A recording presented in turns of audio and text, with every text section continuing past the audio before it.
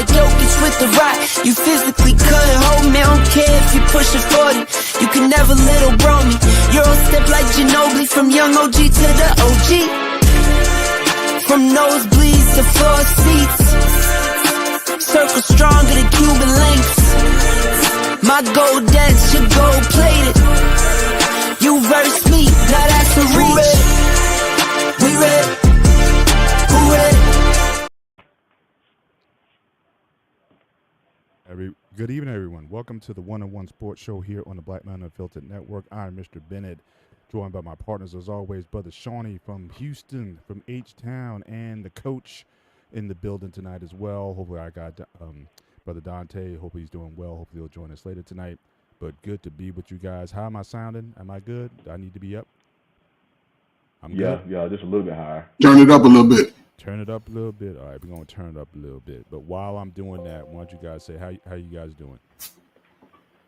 Everything good over here. It feels like it's a calm before the storm because we forecast over the next couple of days to get some heavy rain. But other than that, everything is doing good so far. Yeah, our weather, they done already set out the alarms for the tornado possibilities and bad weather that's brewing right now. Yeah. So late night, we might get another hailstorm. Yeah. How am I sounding now, guys? Is that better? You sound better, yeah. Better. Okay, awesome. Well, again, good to be with you guys here again, once again, on the sports show. Certainly ask as you come in tonight, make sure you hit the like button as you come in and consider dropping a Cash App to the Black Man Unfiltered Network. Certainly we appreciate any support that you give us. And certainly for even our own Cash Apps, certainly anything that you want to contribute for us for the show. You see our Cash App scrolling on the bottom of the screen. We appreciate any support that you give us. So again, lots of things happening certainly in the world of sports.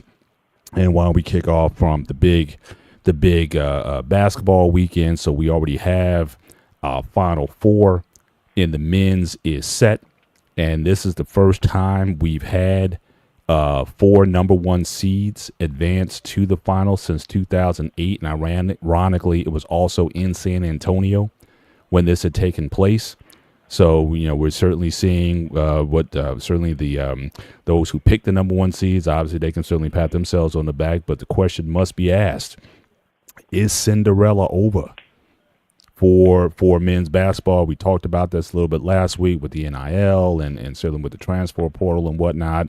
Is in fact the cream rising to the top, and are we less likely in the future to see more of these Cinderella stories? I mean, we don't see too many get to the Final Four, but it was always a story. Certainly seeing teams ranked below 10 able to get far into the dance, but no one necessarily wanted to see one of those teams get to the Final Four. But it's had happened in the past. I know certainly VCU did it one year. Butler did it 1 year, but we seem like we have the best of the best. So, one, how you feeling about the matchups, and then also how do you feel about, again, how does this affect college basketball going forward? We're going to see more of this where basically the top teams are getting to the dance. It's going to be that much harder for mid-majors and Cinderellas to get to the dance. So why don't we start out with Shawnee? And also, Shawnee, since you are from Houston, I haven't heard a lot of buzz I guess coming out of Houston, from what you've been able to ascertain so far. What's the buzz like down there? Are people excited? Is the Houston basketball team, do they have a big following in that area? I mean, so what's been the buzz from what you've heard about the Houston team? Well, actually, they pretty excited because both the Houston basketball clubs, both professional and college, are making some noise this year. Professional, they're enjoying the young team. You got some of them maybe getting a little bit carried away, but for the most part, we understand it's a young team. We're interested in seeing how they're going to perform in the NBA playoff. As far as the Houston Cougars, who have, with especially under Coach Kelvin Sampson, they pretty much a regular deep threat in the March Madness as of late. Always about their grit, their defense, and their offensive rebound. That's just been that calling card for like the past, 5 to 6 years or whatnot. So they are definitely excited about the Cougars. It'll be interesting to see how many will go support them just 3 hours down the road in San Antonio. If there's any team in this Final Four who have like a home court advantage for the most part, it should be U of H. By far closer than any other school that will be there. But yeah, as far as with this tournament, this I was hearing some college basketball analysts over the week. They were saying this is basically each of these number one seeds. You can see them cutting down the net at the end of the Final Four. Yeah. They have their own style. It's not just a clear winner. I believe, because we was talking about it last week about pretty much about March Madness. One of the good things about it that brings all the attention, all the eyeballs, and the conversation about it during the month of March is it excites and invites the population that does not follow college basketball. Hell, they don't even follow college sports, because you hear how some of them even pick, fill out their brackets. Some of them go to a point where they go by the mascots they like or something like that. They everybody has their own little quirky style how they go with the March Madness bracket. I don't care if you're a professional who's been covering this league for the past 40 years. It's even hard for them to pull it out if you're trying to use pure basketball analysis for this tournament, because just anything can happen in these, one game, over and done with type of scenarios in this tournament. So I know you hear people talking about, because we don't have no Cinderellas that really didn't even make the Elite Eight. Right. I don't even know. I can remember. I don't know really no Cinderellas even in the Sweet 16. So it was just people, what they call it, a chalk tournament, whatever they say, basically because you was able to just pencil in the higher seeds basically from game to game. Besides maybe the first round, for the most part, it's just the higher seeds from game to game. And you hear people questioning, like, is this going to be bad for the tournament this year, or, because of the lack of Cinderellas even making it to the Final Four, is it like a watered down? I'm thinking no. I'm thinking because I believe each one of these four seeds, as the season went on, each one of them found themselves at the number one ranked team throughout the season. So now you can like, okay, put all four of you guys, in the Final Four. What's up, Dante? Put all four of you guys in the Final Four. Y'all settle out on the court. Best team wins. And if anything, I think you're going to see excellent brand of college basketball in San Antonio. I think San Antonio is extremely lucky to be able to host this Final Four, because you have all four number one seeds, and it's not like, we'll get to it on the women's side, but it's not like there's a clear-cut number one favorite a number one seed. So each one of these four teams, they have a chance to win. So you can see good playing for whatever team that goes on to cut down the net. So yeah, I think it's going to be a good Final Four. Knowing San Antonio going down there, I'm pretty sure they. I heard players always talked about, because the women, they just go to an NBA or basketball arena, but on the men's side, they go in this Final Four and they end up playing in these football stadiums. And if you playing basketball, your depth perception pretty much when you're on the court, they say it takes them a while. Cause you remember when they tried to have a college game on a Navy carrier, and it took them a while to get used to that. That always that was gonna shake a little bit. Yeah, that, having it in a football stadium, you see how small this court is now in this huge stadium. So it just kind of it takes them a little bit to figure it out per se. Because if you're an athlete, you're a creature of habit, and especially a basketball court, you play in basketball arenas. You don't play in football stadiums. So just that natural perception or whatnot, it takes a little time for your brain to kind of tweak in and click in on that. But once they do, because you see it now, a lot of time that first what's that? The first 10 minutes of the first half, you see the team is kind of, they try to get their sea legs basically in the Final Four. But once they get it clicking, they get it clicking. Yeah, yeah. And you're right, because they're the only team that does. I mean, we had the Olympics. We have, I mean, no other venue for basketball wants to play on, like you said, aircraft carriers or in That football was nice stadiums. though. That was nice when they did Yeah, it. yeah. I mean, it's for the TV. The optics of it looks good, but it's not really what it's not really the best for basketball. And I will say this: that I heard someone say that dome isn't as big as some of the other ones. Like It's the not. Houston, when they have it, Alamo it's Dome not is as not. big, and they hosted a lot. So I would expect it to be more like just a regular game. Like that's why I do like it years when it's just like a basketball arena and everything like that. Because this is it's kind of crazy that we let money. We talk about college football all the time, let money lead the way and break up the Big East and things like that. But basketball lets us get in the way. They're like, this is the biggest part of your sport, and you're putting it in a football arena, football stadium. That make and when you look at it, it makes no sense. Yes, But it do. Yeah. it's about the money. Yes, it do. It. It do. It make a lot of sense. Go ahead, Coach. Yeah.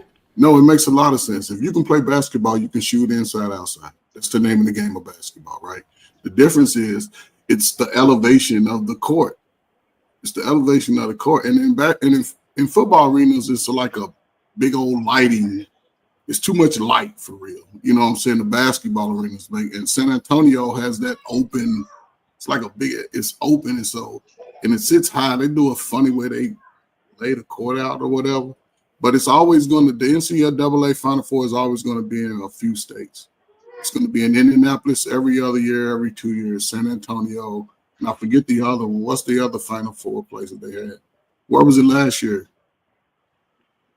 No, but okay. I don't even watch it. Nobody watched it. It escapes my mind. It just. But Brother Bennett, to your question about the NIL, I think we ain't seen the last of the Cinderellas. I don't think we've seen the last of it. It may be a 1 year Cinderella, and it's not going to be a same team every year because who wouldn't take the NIL? That's a no-brainer for especially a lot of people come out of, low-income homes. You can get $200,000, $300,000, $400,000, $500,000 in a free education. Yeah, you take that. But I don't think it's the last of it. It's just that, your team has to get stronger. You see what the top teams, they stronger, they look stronger, and they compete at a high level. So if you can get your team to buy in for at least 1 year or two to get stronger, and then after that, be like, y'all can go anywhere, y'all can get some money, I'll get a, opportunity. Because you shouldn't coach to have a 4-year team. Be like, listen, man, y'all get strong, y'all can maybe, who knows, a couple of good shots go in, a couple of good play calls in your favor, man, you could probably do it. Because Florida hasn't been since 08 to 14. Houston, this is their first since 83. But Five Slamma Jamma. They the underdog. To me, Houston is the underdog. I think Auburn is the favorite if old boy is healthy. Duke is gonna be a problem because Duke go get a lot of calls that you gonna be like, man, that ain't even a foul, but they gonna get those calls. They always get that. Who's at Florida? They the sleeping giant to me because they have an unorthodox style of play and they make shots. So yeah, it's definitely going to be certainly so many differences in teams. I think Houston, obviously, if they can keep the game to 60 points, they'd be happy. They're a huge team. They're very physical, and they're definitely going to try to. They're definitely going to try to put it down. So Dante's son here. So what's your pick, sir? How you picking? Who you like? You going for Houston? Who you going for? Yeah, man, I grew up watching college basketball in the old days when Duke was very unlikable. And I know they're more likable now, but it's fun to say, hey, look, you're going against Duke. And I'm with you, Coach. I'm with you, Coach Bird. I feel like Houston is the underdog of all the teams. But they're number 1 seed for a reason. And I think it will be, I want Coach Sampson to take it. I know his coaching career, he's been through a lot. I really want him to go ahead and get it done and win it. But I'm going with Houston, and then the championship. I'm on the other end. I'm going to go with Auburn. For Auburn versus Houston, I say Houston takes it off. Yeah, it should be very entertaining. I think certainly, anytime you have Duke, certainly certainly in the big dance, certainly I think this definitely going to bring the gamemanship up or whatnot. But as far as the arenas, I agree. I say put it back into an arena. I mean, because even you be watching college basketball during the year, nothing better than Cameron Indoor, or even when they playing at Dean Dome or whatever. I think the intimate setting, you get the crowd into it or whatnot. I think even just visually on TV, yes, you're focused on the game, but you don't get that crowd pop and that reaction when things are going on as you do typically with with the arenas. They So already I opened mean, that so can of I would worms. definitely They, like to see. they're not going back. That's a step backwards now. Has as much. I know. What's the I can basketball ask. arena can So, Brother hold? Bennett, Yeah. go ahead, Shani. Oh no, I I was was going to saying ask you. basketball arena can hold like 35,000 compared to unless Now, you saw what Jerry did.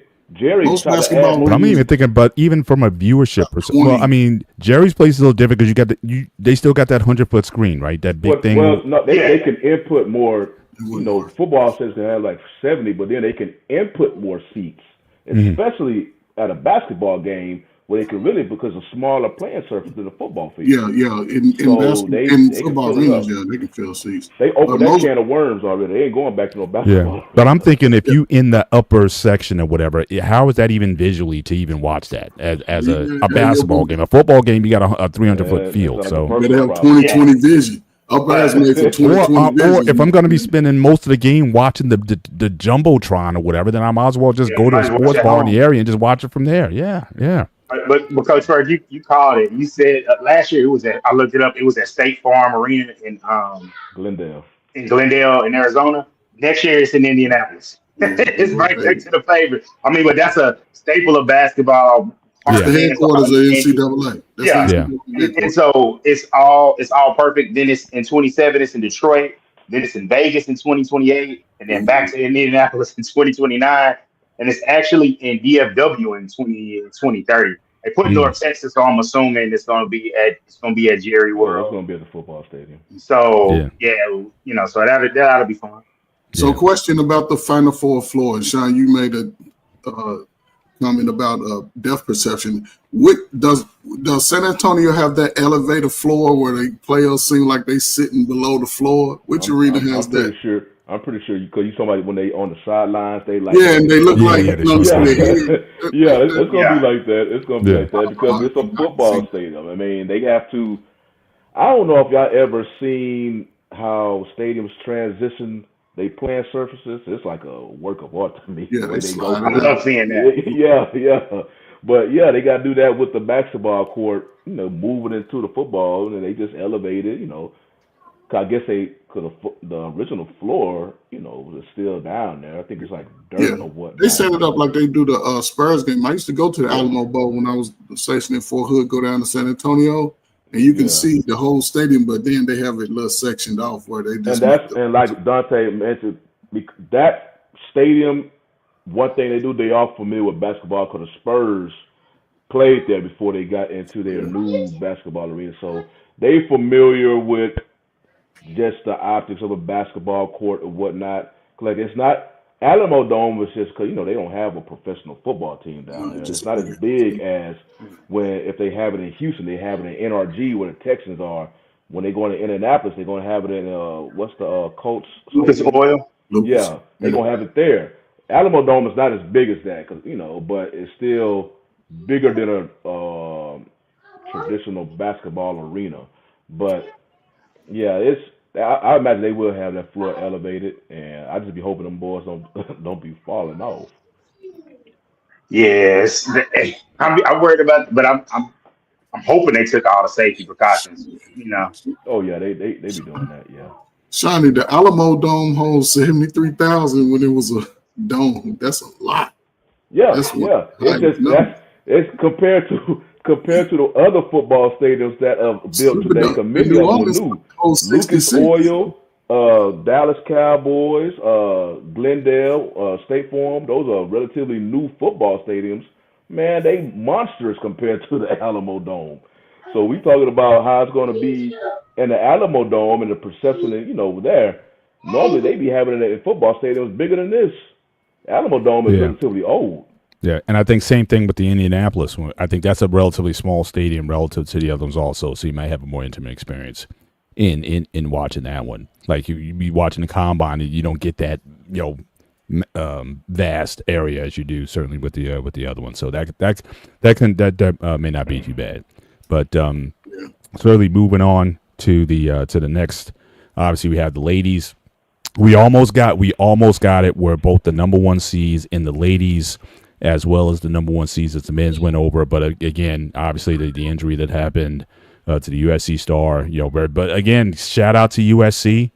They still got to the Elite Eight. They still, put up a good fight. It's just that UConn and, their star player, Paige Buchers, she's going off, and she is clearly, going to be the best player coming out of the ladies' game if she wants to stay. Now, I was hearing about this other player who's actually deciding to stay back because basically the two things going on. One, she's going to get more in NIL money than the first year contract with the WNBA, which is like $80,000. I don't think it's $80,000. It's like $74,000 for a rookie contract or whatever. But they're also negotiating a deal, trying to get even more money. Where certainly the money's going to go up significantly. So it wouldn't be surprised that if a lot of these ladies, given where everything is, that a lot of these ladies are going to opt to come back if they can get the NIL and then have the other, money there. But certainly we have as good, I think, as a Final Four, because even though UConn wasn't necessarily number one,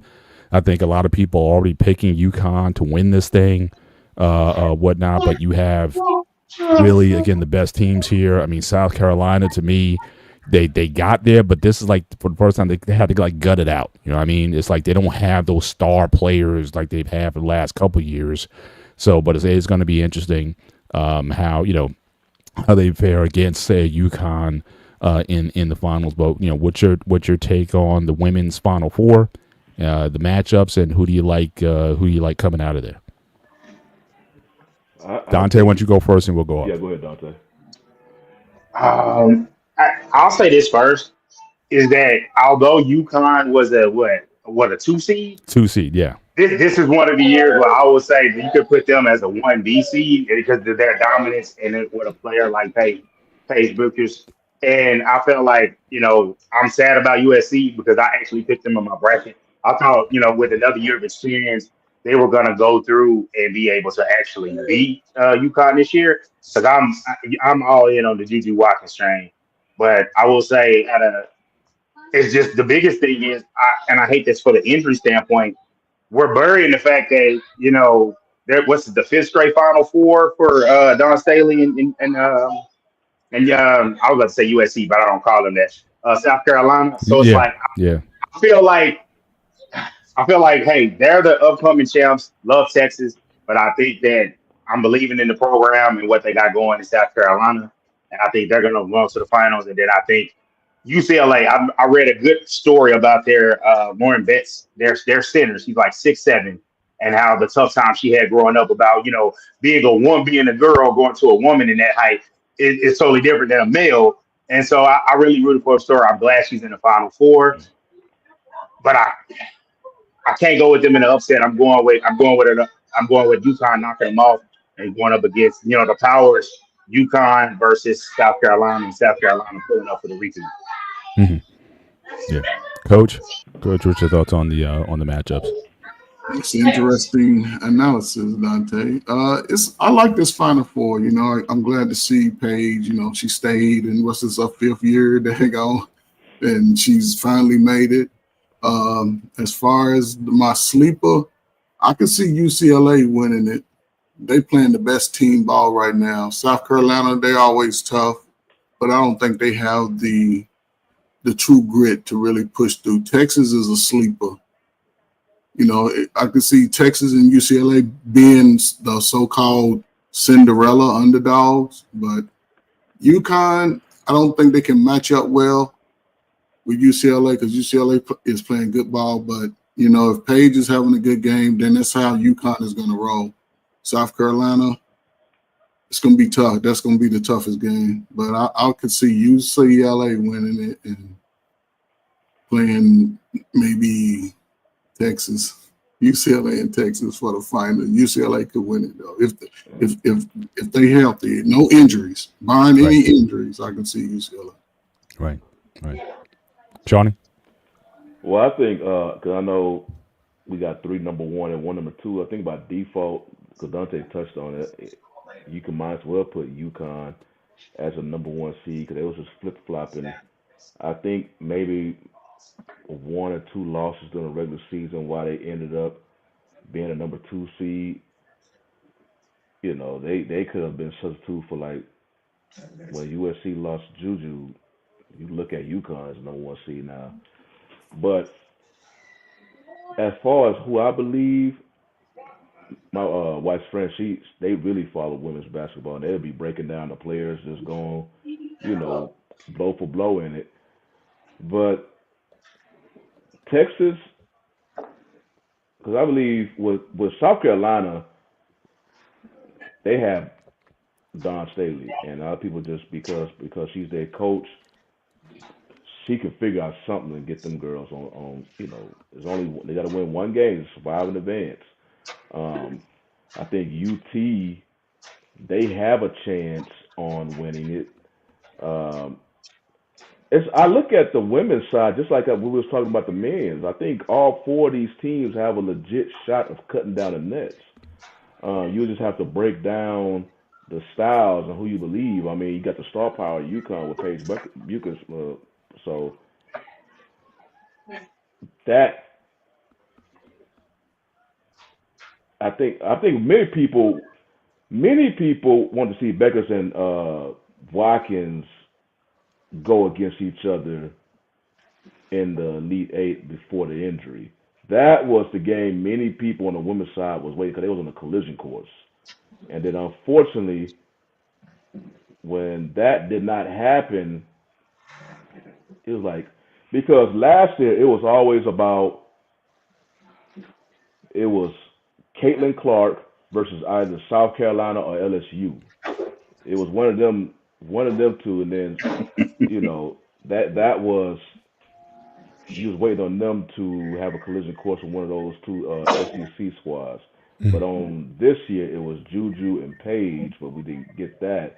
But now UConn has a star power, and I think all the other 3 schools are just good teams who are, like I said, they can find themselves cutting down the net. So, they're going to be in Tampa. So the women's going to be in Tampa this year. I think because on the women's side, you don't see as much Cinderellas on the women's side. Usually they number 1s or they number 1s. They Cinderellas. You may win a game versus a higher seed, but once you go get number 1, you will clearly see the difference between them and the number 1. So this is not different. I'm glad though, because I know back in the day when UConn was dominating, that I guess the women's side was showing excitement because giving respect to UConn, but as far as the basketball fan, that was not pleasing to them because you was like, many of them didn't want to watch the tournament because you already know who's going to win. Yeah. But it was tough.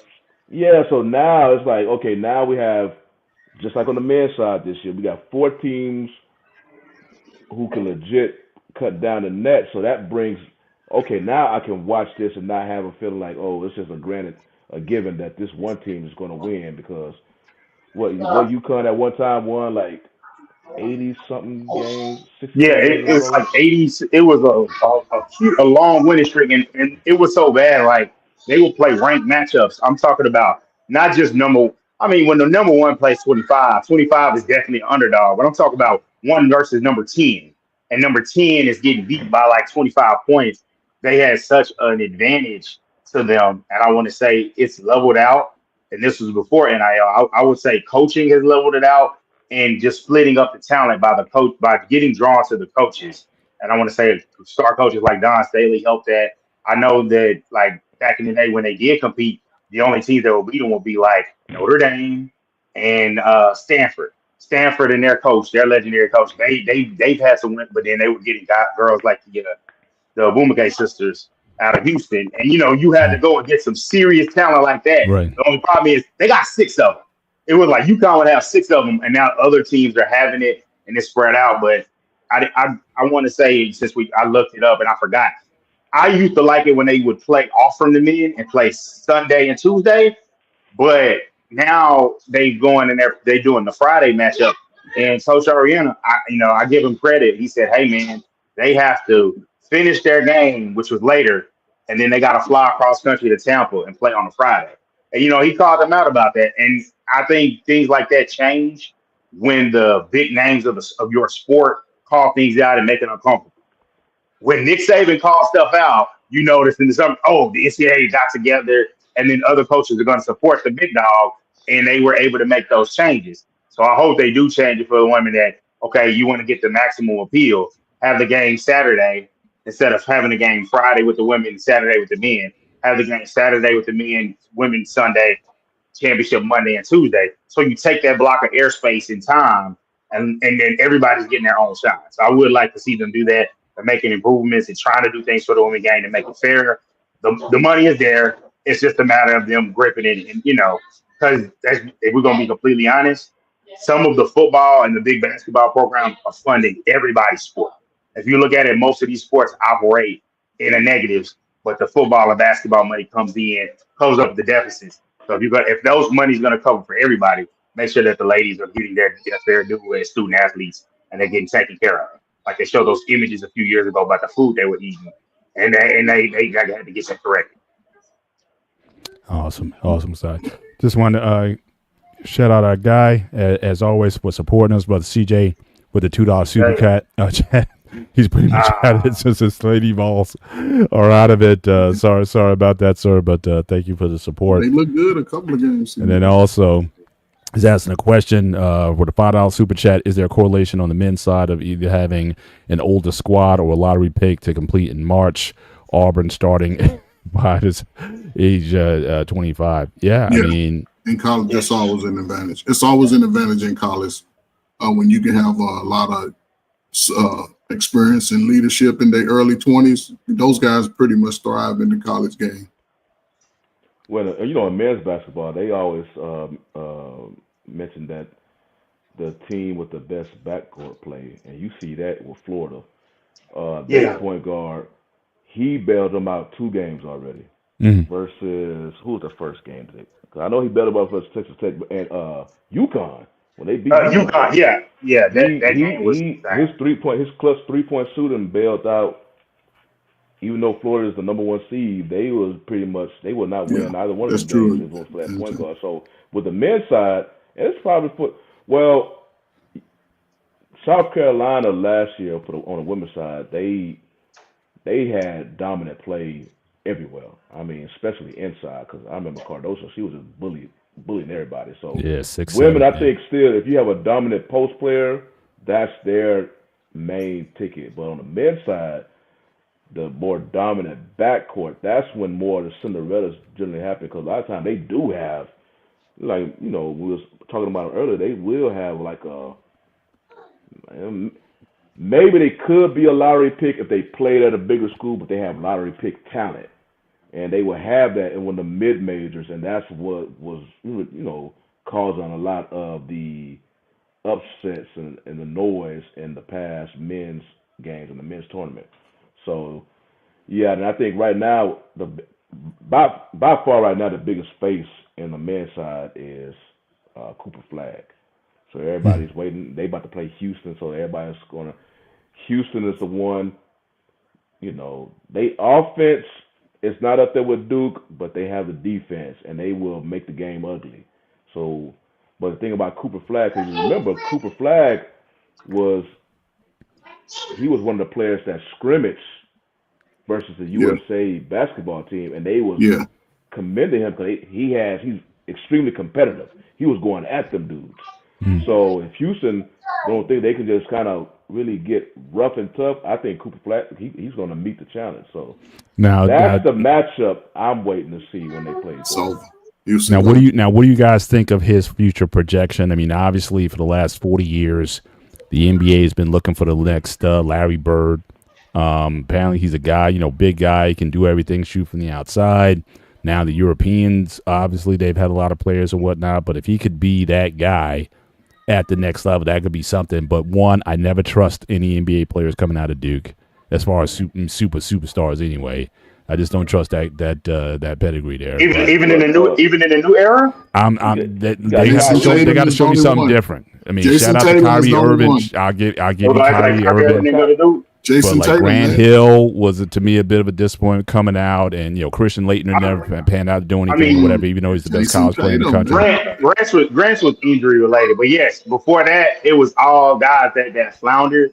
But hold on, I see a comment here, and I was saying that's why I know you said football and basketball isn't dominant sports at some schools. That's true. While they're not dominant at some schools, their TV contracts, the money that they generate from TV contracts. No other sports are revenue generating besides football and basketball. If you look, and if you want to attest to it, go and look at the scholarships for baseball and other sports, and you'll look at it that maybe a few guys are full scholarship, but all the guys are not full scholarships. Basketball and football dominate the generated because that's what you see on television, and that's what's cutting the checks for these big conferences. They cut up a big old, millions of millions of dollars check. All the other sports, they're dividing the money. Yeah, I know every sport doesn't, but that's where the money goes. That's why we talked about earlier. That's why the Big East broke up, which was tough, and other conferences had broken up and switched off and gone all kind of places, like Syracuse joining the ACC, and Maryland, which is don't get me on that. Maryland going and joining the Big Ten, and Rutgers getting into the Big Ten because of the market share of the New York market. So no, it all boils down to TV and money when the teams broke up. You understand? Absolutely. Yeah, I'm looking forward to a straight point. I feel your standpoint, but that's just the facts of the money. Yeah. I had an argument one day about somebody was saying about Texas and how much they generate all other sports, and he's like, "Well, baseball." I was like, "No, you just don't know the money. They don't. You don't see packed out arenas until you get to the regional, super regionals, and then Omaha. Those are the only time they get actual revenue for those sports." Right. And so it's just like, it's not something to argue. It's just money, guys. Yeah. I'm obviously looking forward for a Gino and Dawn matchup. I mean, if you look at eras, you had like in the 80s, in some of the 90s, you had the Pat Summit era. Then obviously Gino, he had his run into the 2000s. Now Dawn, obviously she's been the dominant coach in the last few years, but I think beating Gino, I think, would firmly establish her as certainly the coach of the 2020s. Let's just say that. Like, this would be like her decade if she's able to pull this off. So, certainly I'm looking forward to seeing if she could be that next one, or with Gino. Because I think if Gino gets his foot in the door again, he may go on another run, because they got pretty close last year. And, certainly they're poised to be on top again. But I think if she can beat him, that would definitely certainly be a big feather in her cap as well. But yeah, certainly moving on though. But actually, we have our brother Anton. Anton's looking to have some smoke from. All right, so I'm gonna drop this link here. All right, I'm gonna keep this for Anton. But while he gets himself together to come up, if he's got a comment, he's certainly more than welcome to come up. But we are going to move on. And I think, speaking of the baseball, I'm going to move to the next block here, and we're going to talk about some baseball. So obviously, with the baseball season starting last week, the New York Yankees, even though they got some injuries, Giancarlo Stanton, a lot of these guys are out, but nevertheless, they have gotten off to a flying start, to say the least. At least with the long ball, one game they've scored. Am I watching a football game or what? 20 runs, 9 home runs in one game. And they're saying that some of the reason for this activity happens to be this new bat that they've rolled out for the Yankees. So apparently you had this guy at MIT. All right. So this guy was a tech guy or whatever, and he looked at, how they can get more action with these bats. And so he designed a new bat. Now, again, for what everyone's saying, this is a legal bat. Right, it fits the length requirement for baseball. It doesn't violate the width. All it does is it redistributes the some of the weight to that middle medius part of the bat, And for some players, it's been a game changer for them. Now, Aaron Judge does not use his bat. Neither does Shohei Ohtani. He doesn't use his bat either. And so they are, definitely, some teams are already complaining about it. Is it an unfair advantage? But my thing is, just like tennis or golf or anything, you make better golf clubs, you make better equipment. Players can choose if they want to opt in for the bat or not. Like I said, Judge and Ohtani or not. But this is causing quite a stir, and certainly the numbers are certainly dictating. It's certainly working for some of these players. So can a bat like this certainly help the not the guys who would judge, the mid-grade players certainly to move up and do some things. So I just want to pass this around. But before I do that, I want to certainly welcome Mr. Anton to the panel. So he's obviously been going back and forth with Dante over. So first of all, how you doing, sir, on this day? What's going on? I'm doing good. Shawnee, what's good? Coach Ferg, respect as always. Salute. Mr. Bennett. Yes, sir. In the house. Absolutely. Dante, what's going on in there? What's going on, brother? Absolutely. Not much. I'm not disagreeing with you. I already knew about the situation with the scholarships and everything else. College baseball, for example, you got 30 players on a team, and I think they award only a grand total of 12 scholarships. So I'm already know what you're talking about and everything else. I understand why the Big East broke up, because the problem was a lot of the football schools in the conference did not like the fact that the non-football schools were also getting an equal cut. That was the reason why the Catholic schools left, took the name, took the records and the history, and started doing their own thing. And that's how the American Athletic came to be. How Rutgers and Maryland ended up in the Big Ten. One, Maryland represents the DMV, the Washington market. Two, Rutgers represents not just the New York market, but the Philadelphia market. Also, the Big Ten prides itself when it comes to their academic reputations, and both those schools are AAU universities. That was the other reason why they also brought in USC, UCLA, Oregon, and Washington. All four of those schools have AAU status. USC and UCLA represent the LA market, which is the number 2 market in television. Oregon also has, let's be honest, it's Uncle Phil money, the birthplace of Nike, and UW plays in the city of Seattle. So that all carries that weight as well. So a lot of the stuff, I'm not disagreeing with you. I totally agree with you and everything else. But the reason I made that comment is when you look at some of the other college sports, like baseball, like softball, like lacrosse, like ice hockey, when you look at schools like Johns Hopkins, it's all about lacrosse. When you go to schools like North Dakota, Boston University, it's men's ice hockey or women's ice hockey. Same place at Minnesota, same place at Wisconsin.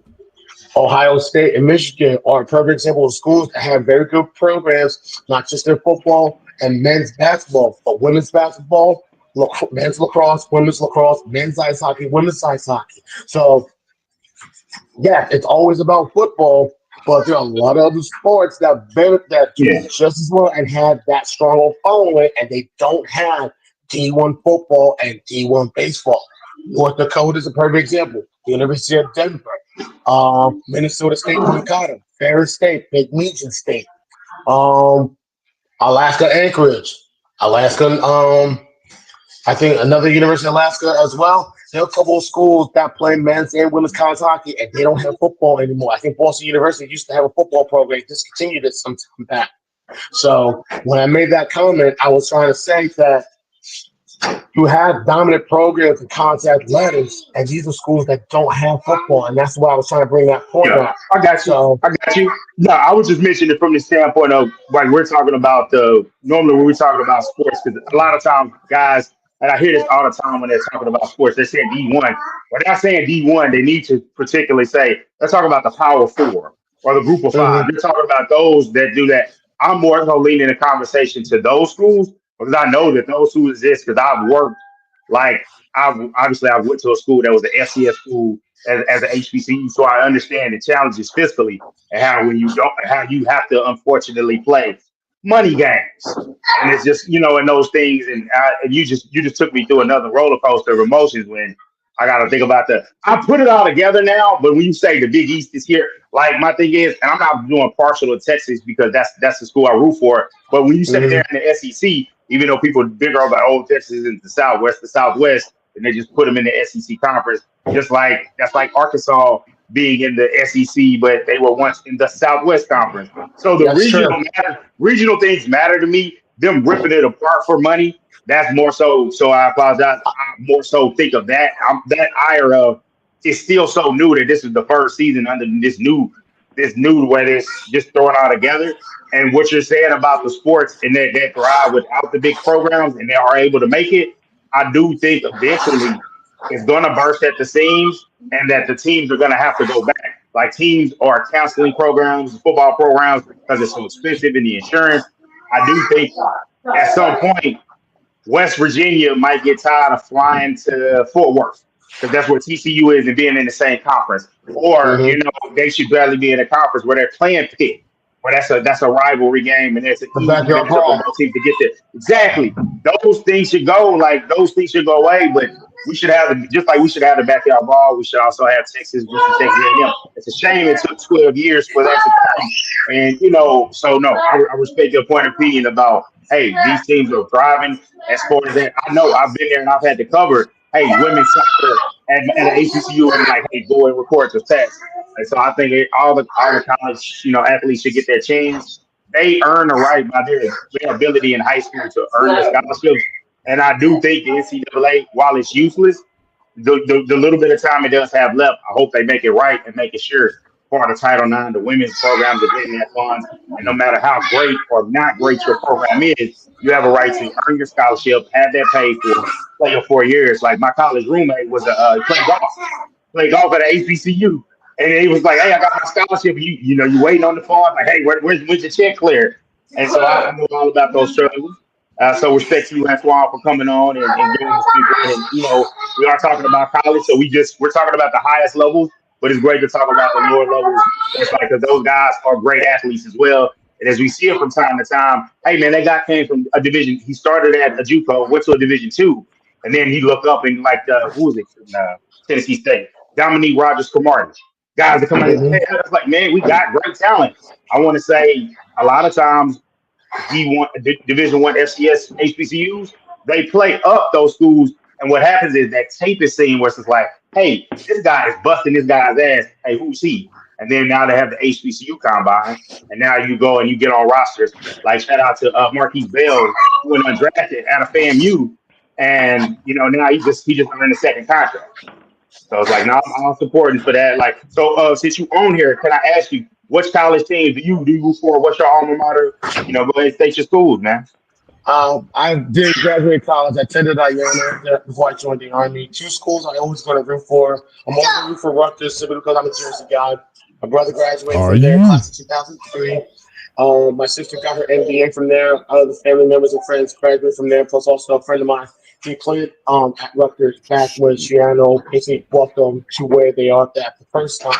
I'm always going to root for the Black Knights of the Huts. I'm always going to root for my brothers at Army, just because it's a beautiful campus, got a lot of history. Other reason I root for Rutgers, it's the birthplace of college football, and people forget that sometimes. People forget that Rutgers has been playing the game a lot longer than a lot of these other programs. The game started there. Everyone talks about these big games, the big game, the game, but people forget November 7th, 1869, the first game. That's where it all started, And sometimes I wish Rutgers at the time would have been a lot more serious about it, but they were always at that crossroads. Did we focus on academics or athletics? And that was their problem. They felt like they had to be like, they wanted the big name attention, but they didn't want to put in the financial. They didn't want to do the financial back. They didn't want to put in that they didn't want to do that financial commitment. That was always their problem for a very, very long time.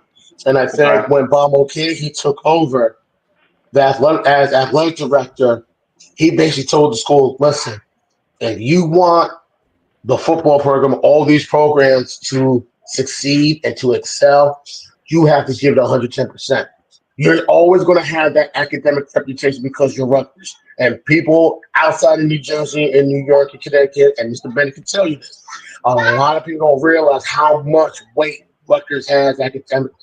I remember times going to Georgia, going to Florida, and I think one time I was in Nevada and somebody asked me if that was an Ivy League school because it's been around for so long. Yeah. Their academic reputation. They might have been an Ivy League school had they not been a state school.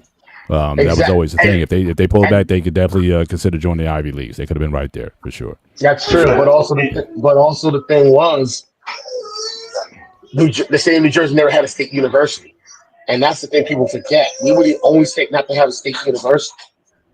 Rutgers became the state university basically, via executive order from the governor and the state legislature. Because people never knew from 1766 when the school first opened till the 1940s, they were a private school. It wasn't until after World War II they became a state university. Right. So, yeah, I will say this, and props to you for dropping that knowledge. Y'all are doing something. When I looked up and I saw that Dylan Harper and Ace Bailey were going there, I was like, so somebody's putting some attention into the athletics. And you look at the top recruits, and it's like, okay, and it might not have worked out great this year, but you're going to see, hey, Ace Bailey, Rutgers University. When you see that name come up, that's going to pop to other guys. It's always building on the classes that you had up there before. It's always building on that. It's always building on that. Somebody's going to say that. So. Absolutely. And Exactly. Mr. Bennett, go back to that picture of the baseball bats. I have a family story to tell y'all about the Louisville. All righty. So again, and Anton, certainly you're free to certainly stay on the panel and be a part of the conversation. Always. So again, we got these new bats that again the Yankees have certainly put up a lot of offense with this. Now again, players. It's voluntary. You can purchase this bat if you want to use it. Some guys have turned it down, some haven't. But go ahead, Coach. What do you got to say on the topic? With baseball bats, they all are designed in the same dimension. Whether it's Louisville Slugger, Rawlings, whatever the other look. There's maybe 2 or 3 companies that is allowed in the Major League Baseball, but they all are the same. It's just like you see the one at the feather end. That's more of a natural, what I'm saying? The old school slugger style, the skinny style is more the modern day player, the newer player style. It's just my father worked at Louisville Slugger for 35 years, right? I was about to. And people don't know that it moved out of Kentucky for about 25 years, and they had it started in Louisville, Kentucky, right close to my home. And then it moved to Indiana for about 25, 30 years. And it was in southern Indiana. Then they moved back to the current location, like the historical location that they're in now. But my father, he invented the dipping machine for the bats. But he ain't tell me all this until after his ass done retired. He's supposed to tell me that shit when I was acting silly in school, so I would have got my head together. But it was just interesting that I found that out, and because he was a very humble guy, and they gave him when he retired, it was almost like he had owned the company pretty much the way they retired him, because he retired at age 60, fairly young. But yeah, man, I was proud when I used to look at him like, man, you ain't tell me none of this shit. About what he did, and they said how he designed it and everything, man. Yeah, my father had an interesting story, man. He got blew up in a container, came out with no scars and nothing. The other guy was battered and messed up. But it was just, just something cool, man. And people don't know Louisville Slugger used to make golf clubs, too. Mm-hmm. Wow. Thanks for sharing that. Shawnee, what do you think of this, of these new bats? An advantage, and it's interesting. Again, a guy from just a fan, right? He's a professor at MIT. He just looked at the situation and he just came out with this. So it's just amazing how, I guess Louisville Slugger didn't necessarily come out with this. The guy doesn't work there for him. He just kind of came out with this idea and it got picked up. So what's your view on the bat? Good for the league, unfair advantage. Do you think everybody should switch to it? What's your take on it? Yeah, and just to feel folks who may not be too familiar with the torpedo bat, as you can see, they just filing down other parts of the bat and fattening it up, put majority of the mass at the barrel. So when a lot of players now, especially in today's baseball, they want to get the barrel on the ball, because especially now it's really all about home runs, compared to the pass and swing, putting the ball in play. So that's basically all they're doing with the torpedo bat. It's nothing illegal about the dimensions of it compared to the traditional bat. So Mr. Bennett already brought up how Judge, who hit the 3 and almost 4 in one game, Yeah. he still uses traditional bat. And there's other players in the MLB who are using the torpedo bat. They're just not on the Yankees. So it's a bat that's been approved by the MLB that any team in the league can and their players can use it if they want to. So it's went through all the proper channels and whatnot. It's not illegal. I think as far as the Yankees, I think it's just the Yankees being the Yankees. The Yankees have always been recently a home run hitting team. Their issue is they bring that into the playoffs. They swing for the fences, and then when you're not swinging for the fences, you're not putting the ball in play. You strike out a lot, then it shows up in the playoffs, and that's what be happening to them when they be going cold. But they always been, even without now Juan Soto, they are a home run hitting ball club. So I think it was Hector Cortez, who's the unfortunate pitcher who got blasted by him. He didn't even complain. Right. He was Yeah. like, "Man, they got me. They got me." So he didn't even complain. So, it's just the way baseball is today, and I guess now because it's the Yankees. Yankees are not the most favorite team in the MLB, especially amongst the community. And mainly, really from their past, because the people really felt like they bought their championships. So now they kind of turned that angle or not towards the Dodgers, because look at the Dodgers now. It's the new empire that's doing this buying with the money and with the roster and whatnot. Mhm. But as far as just the bats, I don't have no issue with it. My Astros right now, although we a lot of our players from the time that we was doing almost a decade long of ALCSs and 4 World Series appearances, we losing all those players. So now our team, we struggling on offense. I'm like, hell, maybe I need to go get some torpedo bats and try to swing something, because they just, it's a lot of younger dudes on there that are not proven. So, but it's all about comfortable, because, baseball players are creatures have as well. I'm pretty sure when you're swinging this bat, because it is lighter at other parts of the bat, it may feel different as when they swing. So some of them don't want to use the torpedo bat. But some of them, if they can really get the barrel on the ball real good, they may opt for the torpedo bat if they fuse. So it's just a different thing. I think it's no different than if you watch golf and the putters. Mhm. You see all type of putters now, like the 2-hand putters or they different looking. So if it's approved by the league, and it's not nothing to complain about. I got you. I got that. Dante, your take. Now, same here. I don't have any problems with it. Only thing I will say is this: if they overtime, because baseball, you got to get the full sample size. If they go about it, and we're at the 60 game mark, the 30 game mark, and you're starting to notice that the guys with the torpedo bats, if you feel like it's giving them too much advantage, I know it's controversial.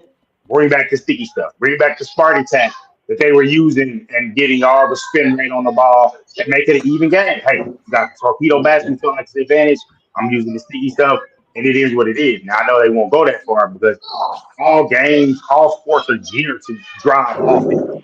But it's still kind of like what Barry Bonds said. You still got to make contact with the ball. You still got to have an eye to be able to get the ball, no matter where the sweet spot is. Of the bat. Because I know what I heard about it was they're designing it to the players to have it where their sweet spot is, where they have the most meaty part of the bat, depending on the player.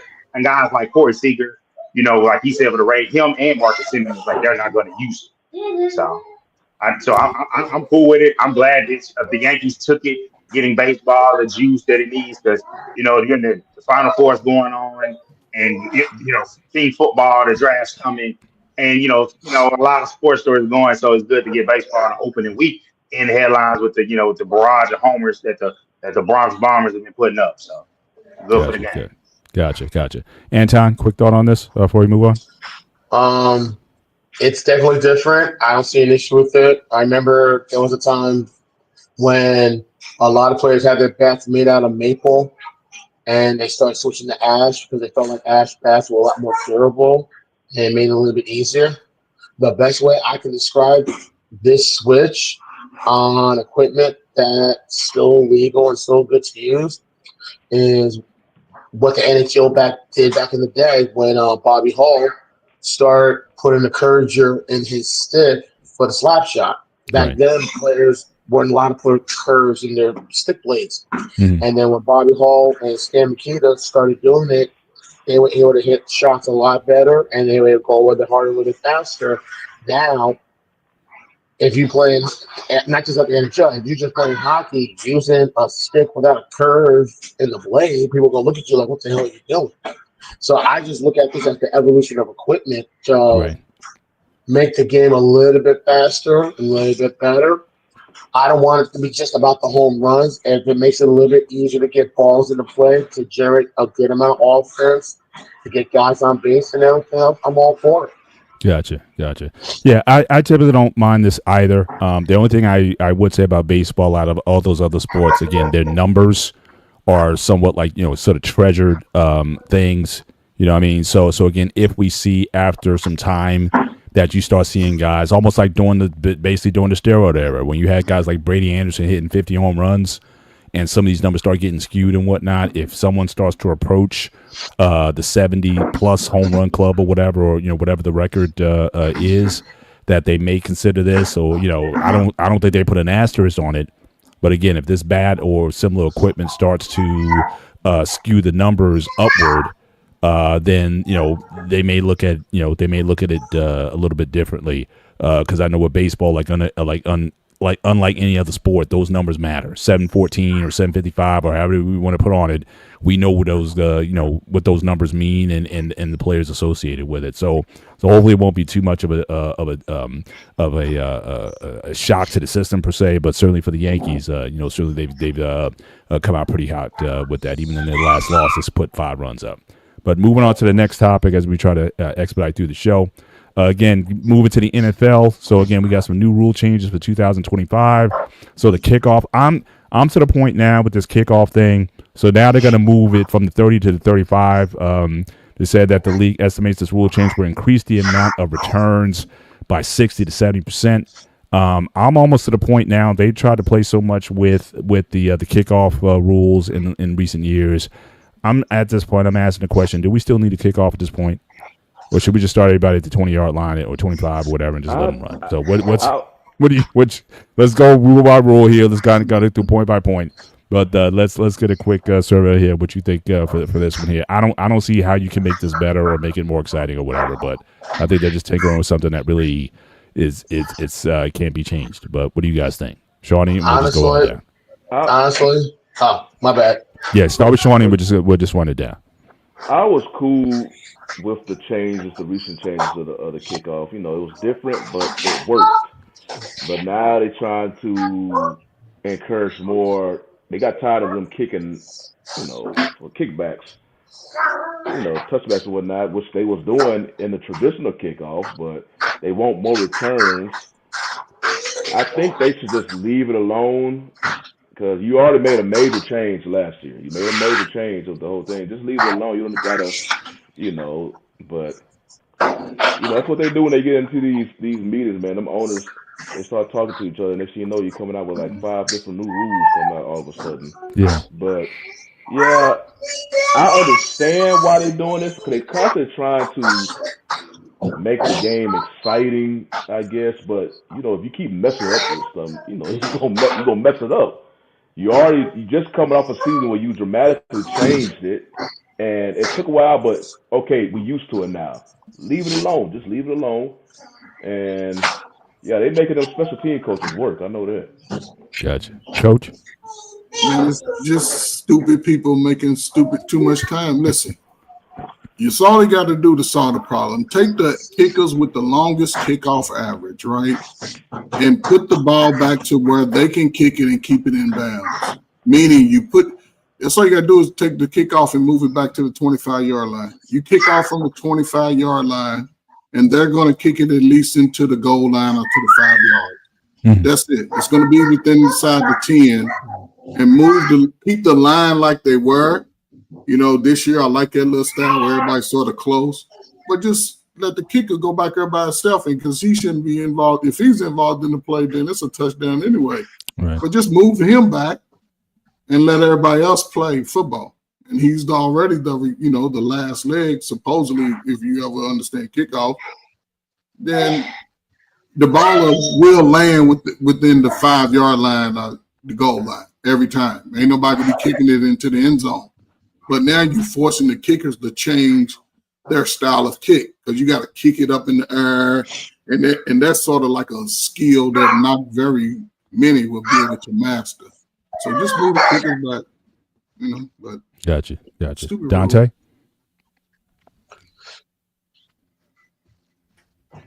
rule. You muted, sir. Dante. Yep. Yeah, I mean, I'm with you guys. Basically, I like the fact that basically it ensures that teams will make sure, hey, we got a pretty good kickoff guy. Beforehand, you just put somebody back there because the kicker's going to kick it throughout. You didn't have a lot of returns. But if you had a good job on it last year, like you said, Coach Berg, just make it to where it's a further enough distance to where when they kick it, you're going to have to kick it back. If some good kickers without great legs lose the jobs, either strengthen your leg or figure it out, and so be it. So that, I like the zone rules. It's less dangerous. Let them block. But they're tinkering with it too much. At least let something stay a year or two before you change it again. But Yeah. I am glad to see the kickoff back. So that used to be, hey, man, go get your snacks, go to the restroom, and come back for the offense. I hear you. Anton? I'm definitely agree with Coach Ferg. The fact that the NFL did what they did and they got that idea from watching the UFL, because I know that's how the idea came about. I think it was from either the USFL or the XFL. This is before the merger, and they came up with the idea to try to make it a little bit safer for the Wedge Busters. Honestly, Coach Ferg is right. Put the best thing to do. Keep what you have already set up. Move the kicker to anywhere between the 20 and the 25-yard line. I think if you get the kickers to kick off from the 20 to the 25-yard line, it's guaranteed most likely not to be a touchback. I think what's going to happen if you kick from the 25-yard line, it's going to get over the group that's already set up. The kick return is not going to be in the end zone. He's going to have to come out. And then once he gets the ball, that's going to be a live ball. Start from the 20 to the 25-yard line. I agree with Coach Ferg, but I think if you do something like that, 99% of the time the ball is not going to be a touchback. There are only a small number of kickers that can kick it from the 20 to 25 into the end zone without any problem whatsoever. And moving it to the 35 is not good because now, like Coach Ferg said, you're forcing kickers to adjust their timing and their foot placement. And if they try a little too hard to make any type of adjustment, they can hurt themselves. So start off with the 20, either with the 20 or the 25. You start off from there. I like the stuff they already currently have. They got that from, I think it was the XFL or the UFL or the USFL. I like that idea. Just go from there. Start off at the 20 or the 25. And that way you're going to get the ball going from there. Gotcha.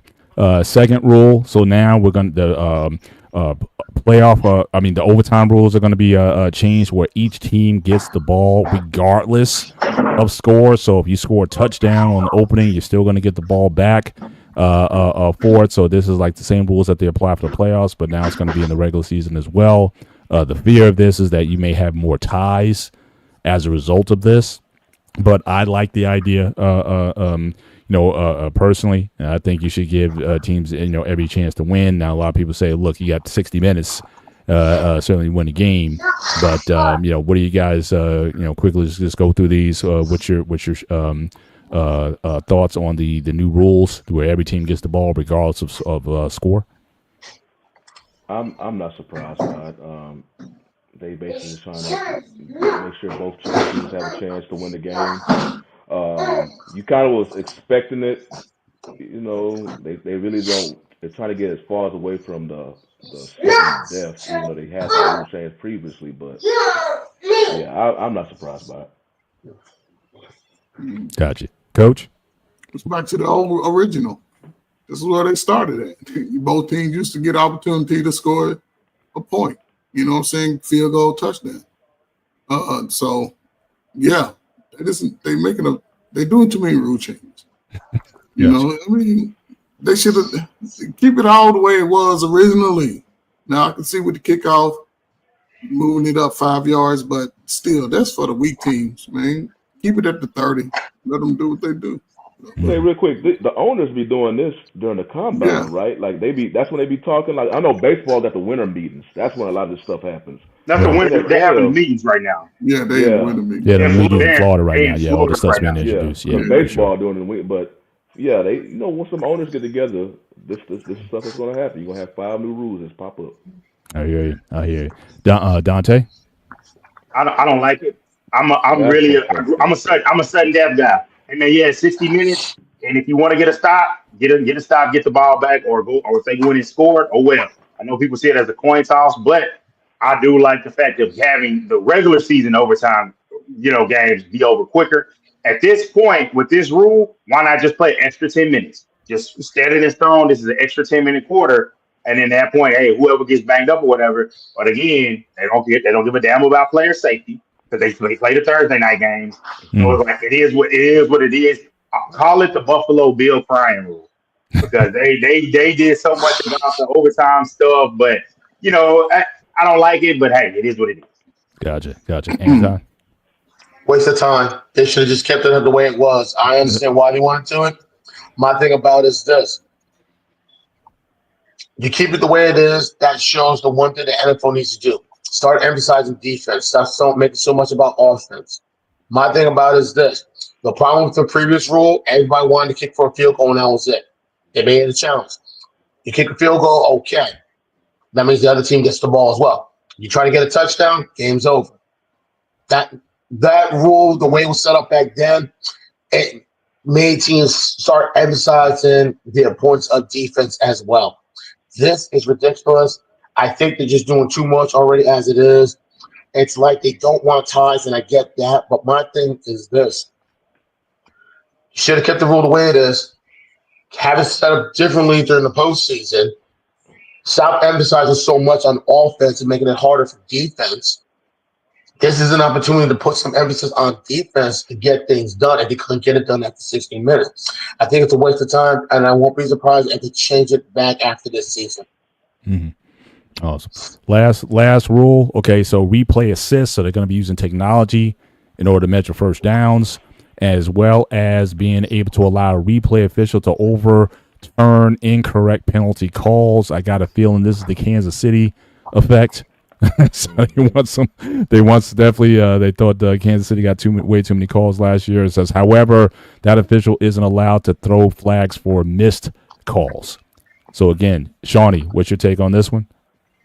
I think this one is needed because what you see, like you say, the Kansas City Houston game is what many people freshly remember, but you've seen multiple, especially with quarterbacks doing that fake slide. You've seen that several times in the league, and it's just players are just taking, some of them just taking advantage of the rules because they know, especially on the offense side of the ball, most of the time you're going to get the benefit of the doubt, benefit of the call. So I think this is needed because it's already, Anton, how skewed the game is for the offensive side of the ball.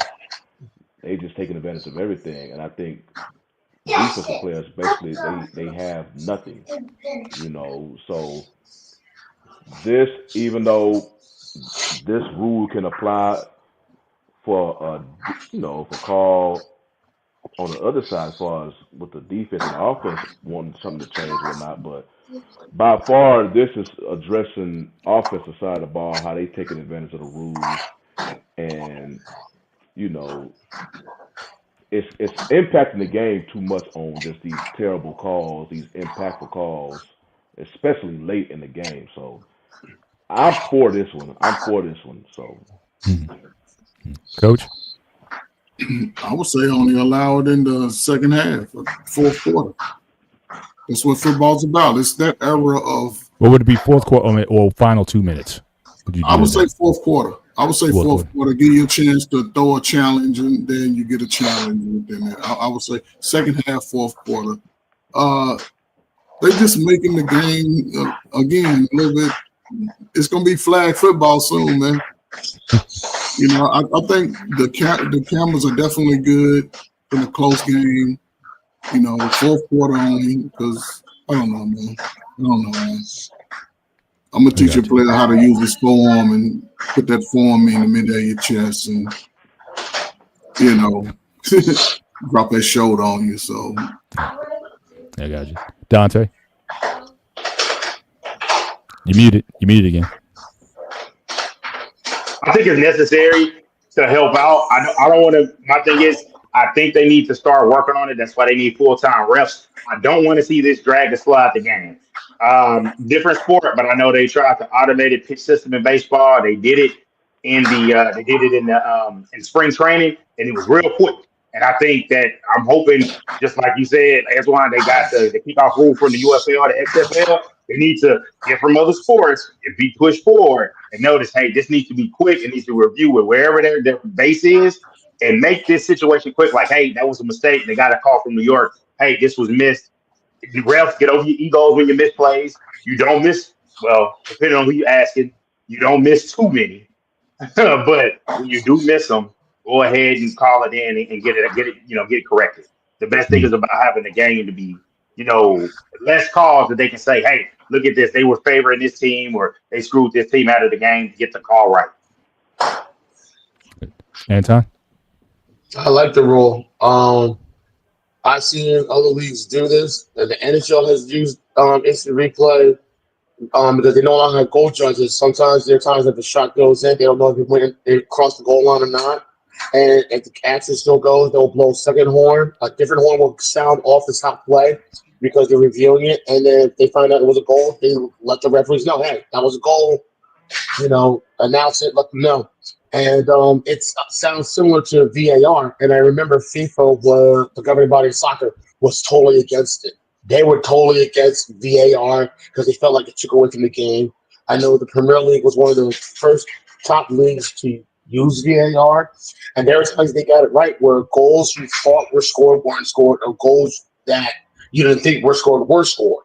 I think something like this is helpful because you can't expect the referees to catch everything. And I say use it for only the second and the fourth quarter. Definitely the last 2 minutes of the second quarter, last 2 minutes of the fourth quarter, and in overtime.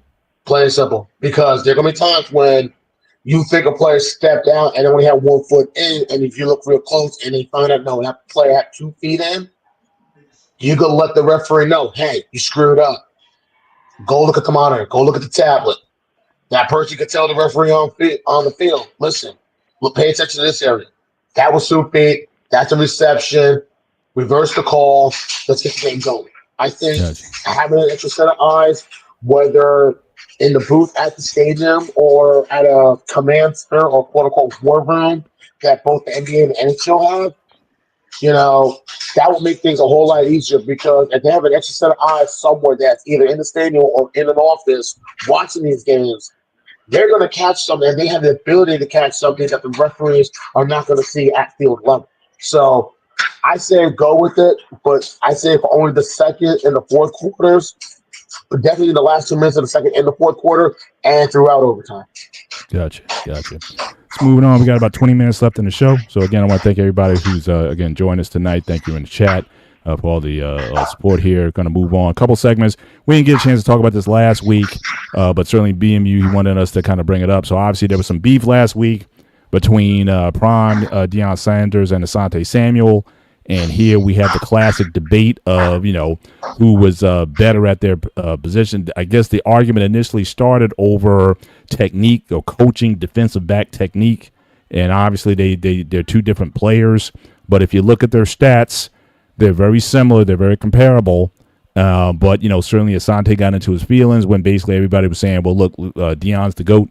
And the case is closed. Don't need to have a discussion. So he pushed back. He got into it with Shannon Sharp, one of these kind of players. But he has an impressive resume. I got to give it to him. And it used to be in the NFL that certain stats mattered.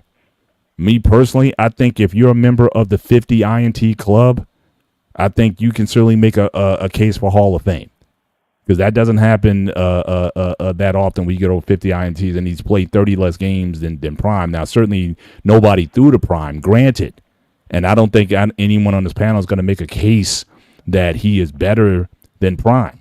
Now, personally, myself, just being the Yinzer Homer Steeler fan that I am, I'll take Mel Blount over Prime because Mel Blount changed the game. All right, they came out with the Mel Blount rule for a reason because he was beating guys up at the line, and that's what opened up the passing game in the late 70s for the NFL to have the expansion that it did.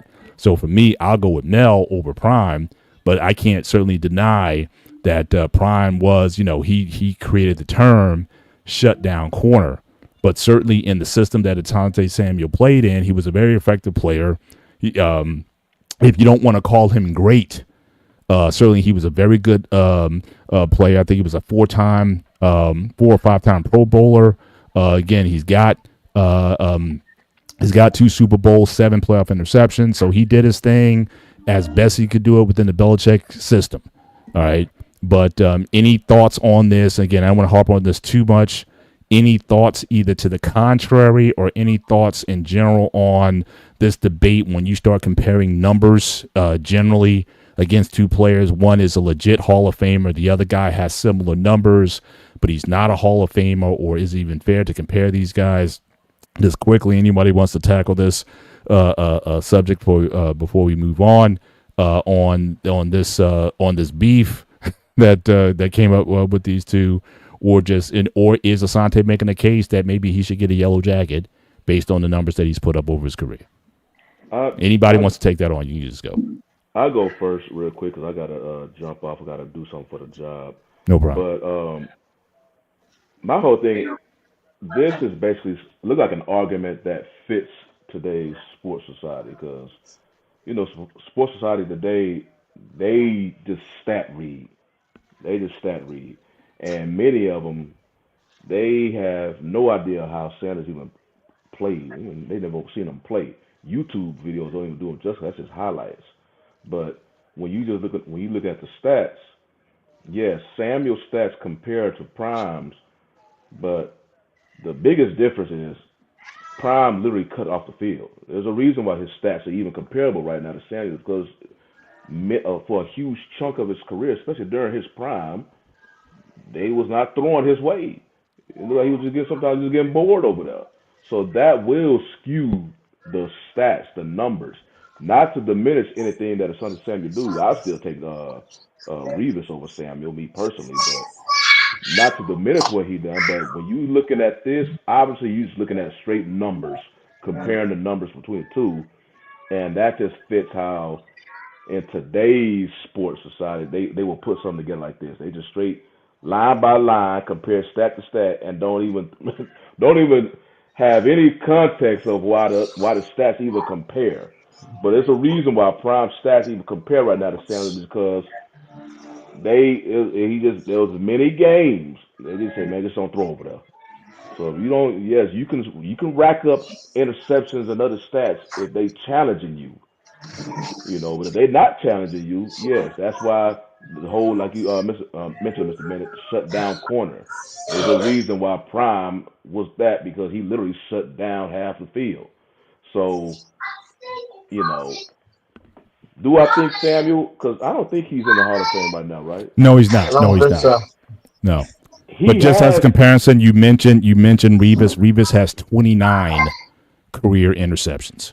Yeah, and Revis, there's a reason why they call him Revis Island. Yeah, I still remember this stat line where he had one season where he went up against the elite receivers at the time, and I think none of them had over 35 yards receiving. He just shut them down. So there's a reason why they call that boy Revis Island. Now, I think Samuel's numbers, they can compare, and I leave that to the football aficionados, the voters, to go over if he's Hall of Fame worthy or whatnot, because you really got to go down to really convince people that if he is. But as far as this whole comparison thing, this to me it just fits today's sports society, how they just throw numbers up there and leave zero context. All the context is out of it. So honestly, go ahead, Anton. Then we'll get the other two. Go ahead. I think it's just ego. Both of them were great corners. I mean, no one's taking anything away from what Asante Samuels has done. His son is currently in the NFL. How many veteran players can say that? Deion basically became the standard bearer for a lot of the DBs you see within the last 25 years. Guys like Ty Law, Darren Woodson. I think Woodson was a safety, my fault. But guys like Revis, guys like who else? I'm thinking of. Oh God, Champ but Bailey. Champ Bailey. Thank you very much. Thanks. I forgot about Champ Bailey. I can't leave him off that list. There are a lot of good corners that you see currently playing, or guys that played within the last 10, 15 years. Sanders was that standard bearer. Samuel probably watched what he did and used it to, emulate to his game. Champ Bailey's one is another guy that's done it. Charles Woodson is another one.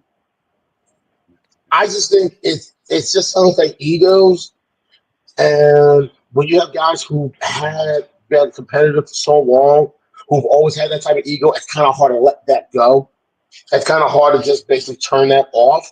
So I just think something like this is a great debate to have, like amongst fans and maybe amongst players, like at a roundtable discussion. But no one's going to take away what Asante Samuel has accomplished. Has accomplished as well. Like I said, he has a son that's currently in the NFL, also playing that same position. And we all know about Coach, and we all know about Primetime, so no one's taking anything away from him as well. I just think these guys, have gotten it done. And I think a lot of us are lucky enough to see some of these guys play. So we definitely have a lot more of an input. I just think people make more adamant than what it really is. They're both good. They're both corners. I feel like Sanders became that standard bearer of the shutdown corner. Revis, Ty Law, Charles Woodson, Champ Bailey. I think those guys just emulated what Sanders was doing and try to add it to their game and try to add it to their persona. So I just think I don't want to say much ado about nothing, but I just feel like it's almost like, in a way, it's kind of like clickbait. That's just my opinion on it. Gotcha. Dante? Okay, Coach. Go ahead. Go ahead, Coach. And Asante Samuel, speaking from I'm looking at his, he ain't even got to respond to nothing. His play on the field proves that he's a Hall of Fame DB. The only issue is they're going to accredit a lot of his success under Bill Belichick's cover two. That's what they do. He's a ball hog. He's a Hall of Fame player regardless if he was in cover two or man-to-man. He accomplished this in how many games less? Almost 30 games, 188 for Prime, 153 that's for. That's a hell of a feat for anybody. That's a hell of a feat for anybody. He's won Super Bowls, but Deion is the only shutdown corner from his time until he was that man. There was no shutdown corner with Mel Blount. He was strong safety. There was no shutdown corners before the Deion Sanders showed up. He shut down a whole half of field. That's why he could play two sports, because he ain't do shit on the football field. He was over just running down the field, staying in shape. And he changed it, and Asante Samuel came along, in a good time. The cover two will help anybody. If you can catch the ball, then you can play cover two defense. And all of this can be put to rest if Bill Belichick say, yeah, he belongs in the Hall of Fame. It'll be put to rest. Dante?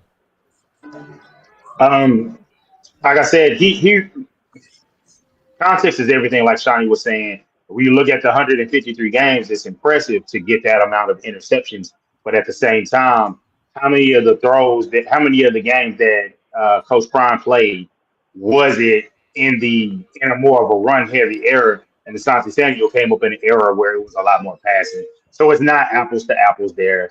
And so props him for his career, but he was really, really good. But in his time to make it to the Hall of Fame, some will argue, was he as good as a Darrelle Revis? Was he as good as a Champ Bailey? And those are for, like you said, Shani said, those are for the voters to go. My thing is, I wouldn't be mad if he was in there. I mean, the only thing that hurts him is the one All-Pro. The one All-Pro. I saw that too. Yeah. And also, I would just like to say before we close out the topic was that I think the whole argument started over technique. Now, again, I think a lot of that technique is going to depend on your position. Again, some guys are cover corners. Some guys play better in the slot. Some guys, just based on your position, and your skill set, whatever your natural gifts are.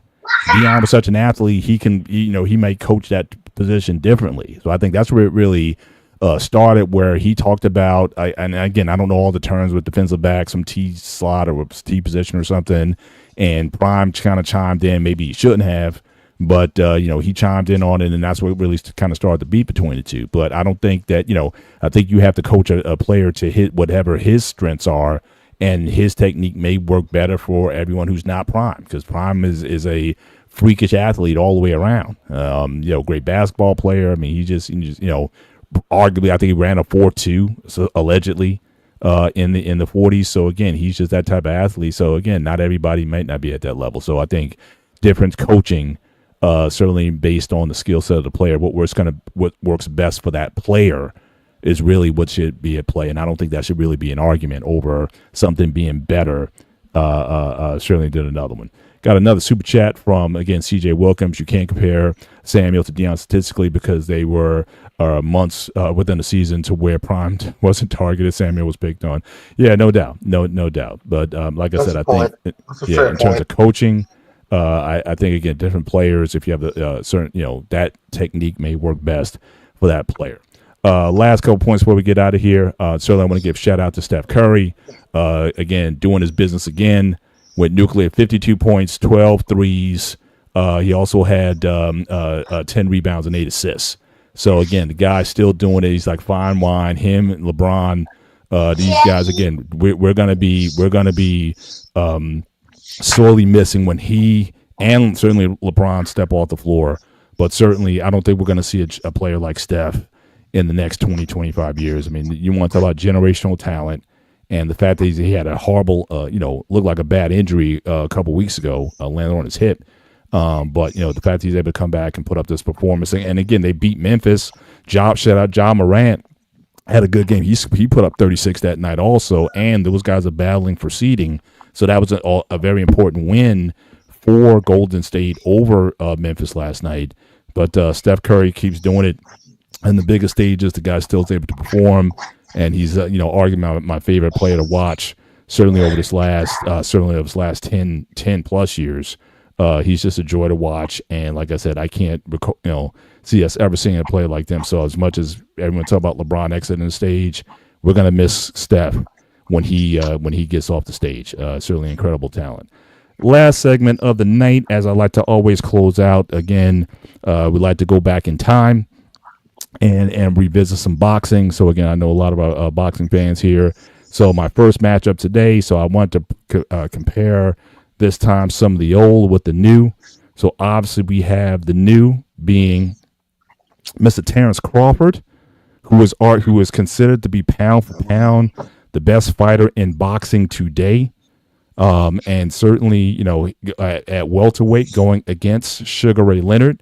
Okay, so don't obviously he had the one loss in his prime against Roberto Duran, came back, he had the No Mas fight and whatnot, but again, you're talking about elite, competent fighters, who can certainly get the job done, so we can just pass this around. I'll start with Anton, since he's an OG, so he's seen some of this, and I'll give it to Coach, and we can get the young guys that want to chime in. But who do you have in this matchup? And again, I know we can all be nostalgic for the guys we grew up with. I remember Sugar Ray with the 7-Up commercials and the smile and all that kind of stuff. But Terrence Crawford's a bad boy. So I'm not saying this is not a wipeout by any means. So Anton, who you got in their primes at 147? Who you picking in this matchup? Oh wow, this is gonna be a challenge. This is definitely going to be a challenge. I got to have that as a friend of mine. I'm going to talk about this later with him. It's too close because,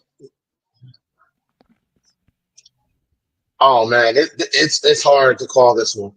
Crawford, you can never go wrong with him. Like, no matter how hard, like, anyone's tried to beat him, he's hard. It's like fighting, blocks of granite with him. Yeah. Sugar Ray did have some great footwork. He had some speed that worked in his favor as well. He had very fast hands. He did have some of the eye issues, I remember, for a period of time. He did have some eye problems. He had to stop fighting. He had to detach after the fight with Tommy Hearns. He had to detach. I remember that one. Yep.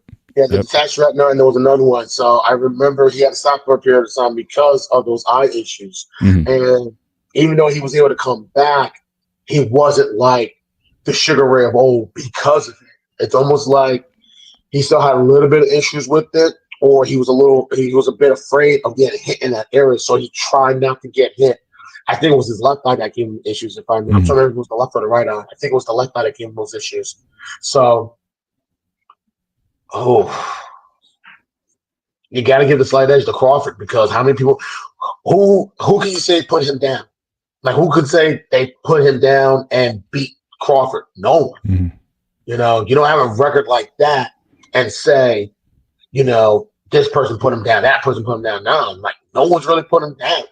And I think sometimes he doesn't get that type of recognition sometimes as well. I think if you're a hardcore boxing fan, or you're a fan of the sport, or you're somewhat casual, you've heard of him. But other than that, a lot of people, he reminds me of the one person I can think of that he reminds me of that's always very talented and has been under the radar for a good amount of time when he was fighting. Bernard Hopkins. That's the person that comes to mind, because I know a lot of people never heard of Bernard Hopkins until the fight against Tito Trinidad. Yeah. Anyone that knew boxing already knew about Bernard Hopkins. And he was a junkyard dog. He was hungry. He would do whatever it took to any fight just to get his name out there. And then when he had the fight against against Felix Trinidad, and it was a couple of weeks after September 11th, and he had that 12-round fight, a lot of people didn't think that, you know, people were saying, oh, no, Tito's going to beat him. Tito's going to beat him. I was like, no, I think Hopkins is going to pull this off, because this is his moment. That was his moment. You look at a guy like Terrence Crawford, you know, he's a dominant fighter, but he's never gotten that recognition. Right. I think he does get overlooked a lot, and it sucks, because he's a very good fighter. He's very powerful, but he doesn't get that for some reason. Why he doesn't get that recognition? Why isn't he talked about as some other greats, not just in his weight class, but just within the sport itself? He's that superstar that's often overlooked. And that's nothing against Sugar Ray. Sugar Ray was also a great fighter. You know, like I said, great hands, great speed, you know, excellent footwork. But I got to go with Terrence Crawford. If you can't put him down, it's hard to root against him. It really is hard to root against him. So I got to give that edge to Crawford. I got to give it to Terrence Crawford.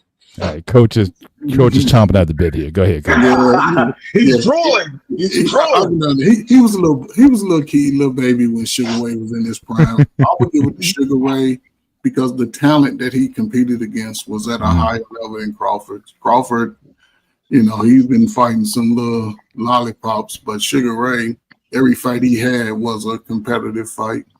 You know, so I would give him to that. You know, in the later years, a different Sugar Ray, but in the prime, I would give it to Sugar Ray because he had the power and the hand speed, and he had the foot speed, which you never really see from Crawford. You know, Crawford pretty much, he's coming forward the whole entire fight.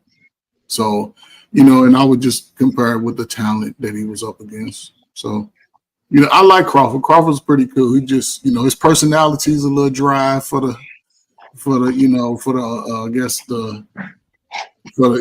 guess it's just for the what is I'm looking for. His image is a little awkward, and he has a little tainted background that they sort of try to put in front of him. But he's a great fighter today. Yeah, he's one of the best today. But in Sugar Ray in his prime, I would just go with Sugar Ray.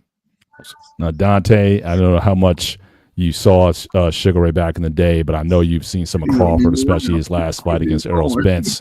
Thought he beat your boy from Texas. He beat him down pretty good. Yeah, but I've seen some Sugar Ray. I've seen that as far as the legendary boxer, and I never disrespect him. But as far as just seeing you destroy one of my guys, that I just love Spence. Seeing him coming up, fighting at the start, I can't go against that. Because I sat there and watched that fight, and I was horrified. I was like, man, I've never fought a fight other than back in when I saw my dad and he pitched it, they had all went and had a fight party, and it was against Holyfield, and I was just like, disappointment.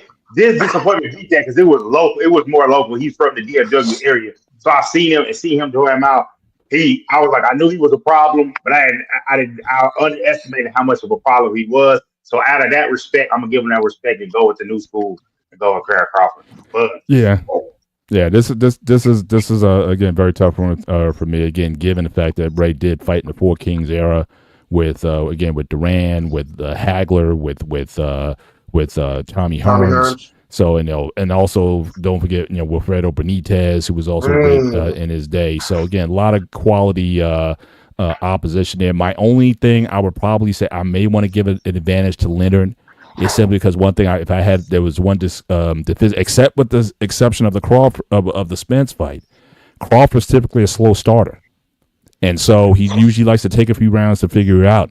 That could be dangerous against a guy like Sugar Ray, and if you got to fight from behind, now he could be the counterpuncher against you coming in. So I would be very leery of allowing too many rounds to get ahead of me before I figure him out, which is typically he's been prone to do.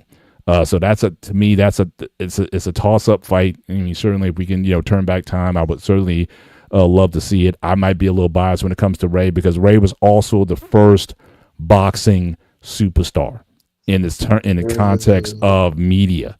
Because again, you had Ali, who was an icon and all that kind of stuff, but again, because of his positions, that's why history's always kind of people.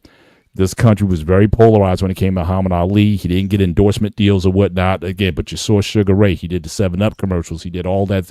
He was not, Olympic gold medalist. He had what Ali possibly could have had he not joined the nation and do it, and obviously, took, conscious objections and whatnot. But that could have been Ali's spot when he was still Cassius Clay. He could have, soaked that up. Ray Leonard, I think, was the benefactor of that, and he took it to another level in terms of the marketing and whatnot. And we haven't seen too many guys like that who combine, good looks, articulate, and all those things, and still go in the ring and still do his thing. So I'll always have a lot of affection for Sugar Ray Leonard, and certainly as not only as a fighter, but how he represented the sport. Certainly, he's always going to be a favorite of mine. So, honestly, I think a couple fighters. I didn't mean to cut you off, Mr. Barrett. I think a couple of fighters I can think of that kind of took that role after Sugar Ray. Oscar De La Hoya is one. Yep. Excellent. Oscar, you gotta say Oscar De La Hoya. I think. So what? I don't know. Cole, did Oscar have any? I'm trying to think. What national deals did he have? I can't remember off the top of my head. He might have had a sneaker deal or something, but as far as I think so, but he had that charisma. Like he had that charisma that got people's attention. Shane Mosley is another one. He had that type of charisma. Like in the ring, he's one way. Outside the ring, he's totally different. He had that charisma. He had that a way to carry himself to where people were drawn to that, and that was Sugar Ray Leonard. Like he had that smile. Like you saw that smile and everything else. Yeah. He was Madison Avenue. He was, the wife. He had the kids. I mean, it was like the perfect American family. I mean, he just had everything going at the time. So he was like Rocky in real life. With the house and the cars and everything. That's what he was. Sugar Ray was Rocky in real life. Yeah, the nice house, the cars, so on and so forth. Look what boxing has done for me. This, that, and the other. He had that charisma, and like I said, the only other fighters I could think of after Sugar Ray, guys like Oscar De La Hoya and Sugar Shane Mosley. And this is all in an era before the internet and social media. Facts. And that's again, and certainly I would encourage anybody. I read his autobiography, and again, brutal background. I mean, because you can almost look at him and it's like, man, does he even have the makeup to be a fighter? He's too pretty to be a fighter. But he comes from a lot of trauma. And it manifested itself before his career, certainly after his career. A lot of things he was able to overcome. I saw some videos recently of him still 70 years old and still, whacking the bag and whatnot, still in good shape. He's here, but he went through a lot. So again, if anybody gets a chance to read Sugar Ray Leonard's autobiography, certainly it's worth a read. But he's been through it. Last one of the day. All right. So again, Roy Jones Jr. against Michael Moore. Again, now the caveat here, this is at 175. Okay. So now again, a lot of people think Michael Moore, they remember him when he was heavyweight champion. He got knocked out by George Foreman. Rest in power to George Foreman. But at 175, Michael Moore was a monster. He was knocking out everybody. The only regret I have is that he didn't fight Holyfield at 175, 190, because I think by the time they fought, they were kind of past their primes a little bit. Like they weren't, I think, at their apexes. but he was an apex predator at 175. He obliterated people. So again, Roy Jones Jr., and I'm talking about Roy before he went to heavyweight. Because I think when he went to heavyweight, went up to I think he got up to like 193, and then he lost all that muscle to come back down. He had the 2 fights with Tarver, and it kind of went downhill after that. I'm not talking about that Roy. I'm talking about the one who naturally matriculated to 175, fighting a wrecking machine in Michael Moore at 175. So again, Anton, I give it to you again. Ooh. Who you got in this matchup? Roy was the light heavyweight division. He dominated bar none. I remember when he got, I think if I remember, he fought Bernard Hopkins and got Hopkins to come up to him. And even though I know Roy beat him, it really, that I think was the fight that people knew who Bernard Hopkins was at that time, because he had to put on a good amount of weight to get to him. And Roy just did his thing. And then once Bernard Hopkins went back to his weight class, that's when you started hearing of the Executioner. So I feel like Roy gave him his shot, and Roy helped him get to help people know who Bernard Hopkins is. Michael Moore, when he was in the heavyweight, he was definitely an apex predator, but he got lost in that shuffle. That was a crowded division at one point.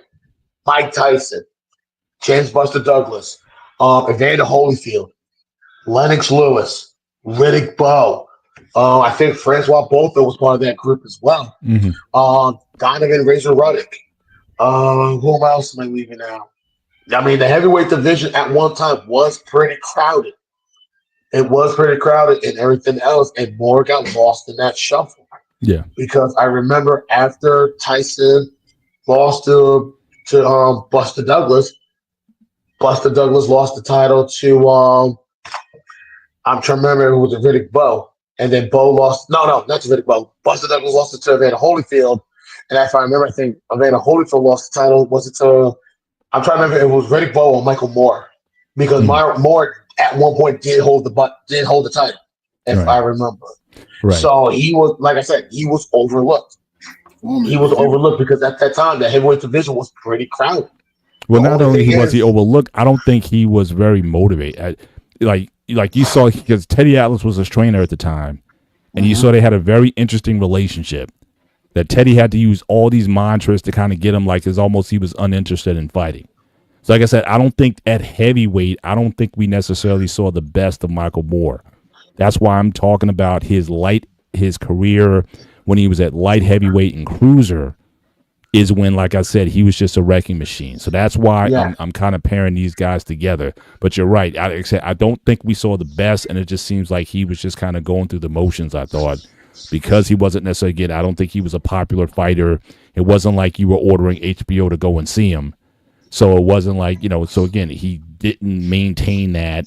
And if anything, people just wanted to beat him. I mean, when Holyfield beat him, people were, I guess he beat Holyfield, but again, Holyfield really like he lost to George Foreman, right? Yeah. So when he lost to Foreman, that was like that was it. He was forgotten after that. So, and I think he was. So I don't think he was kind of checked out to an extent, even though he was winning that fight up into the knockout. I think he was kind of checked out of the sport mentally.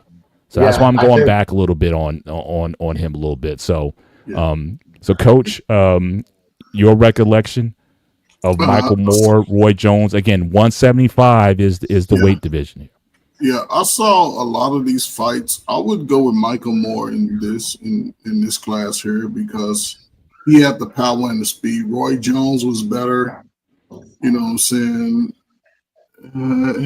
As far as he was Roy Jones had the hand speed, but he didn't really have the power like Michael Moore. Michael Moore had heavyweight power at this weight right here. Exactly. So I would go with Michael Moore. But like you said, once he went to the heavyweights, he wasn't the same.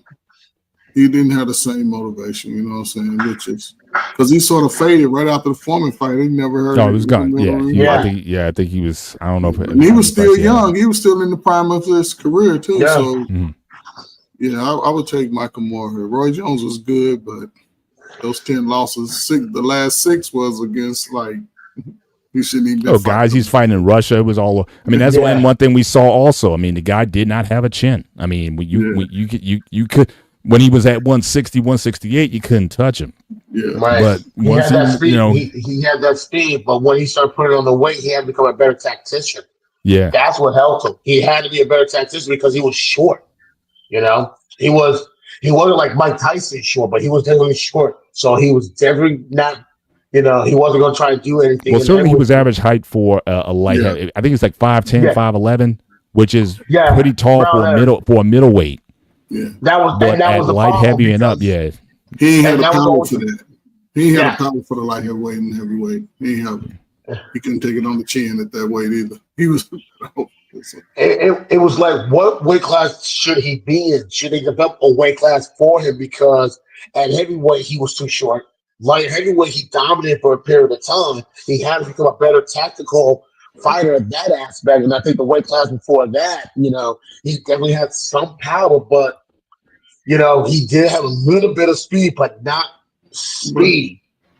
You know, he definitely has some more quickness than speed. Yeah, but that time he was basically the same height as Mike Tyson. He just didn't have the power for them heavyweights and light heavyweights. He didn't have power for it. He more, you know, hand speed boxer. And his chin was too weak for those weight classes. So those bigger guys beat up on him. But that's true. Dante, any closing thoughts on this? This might be a little for your time a little bit, but again.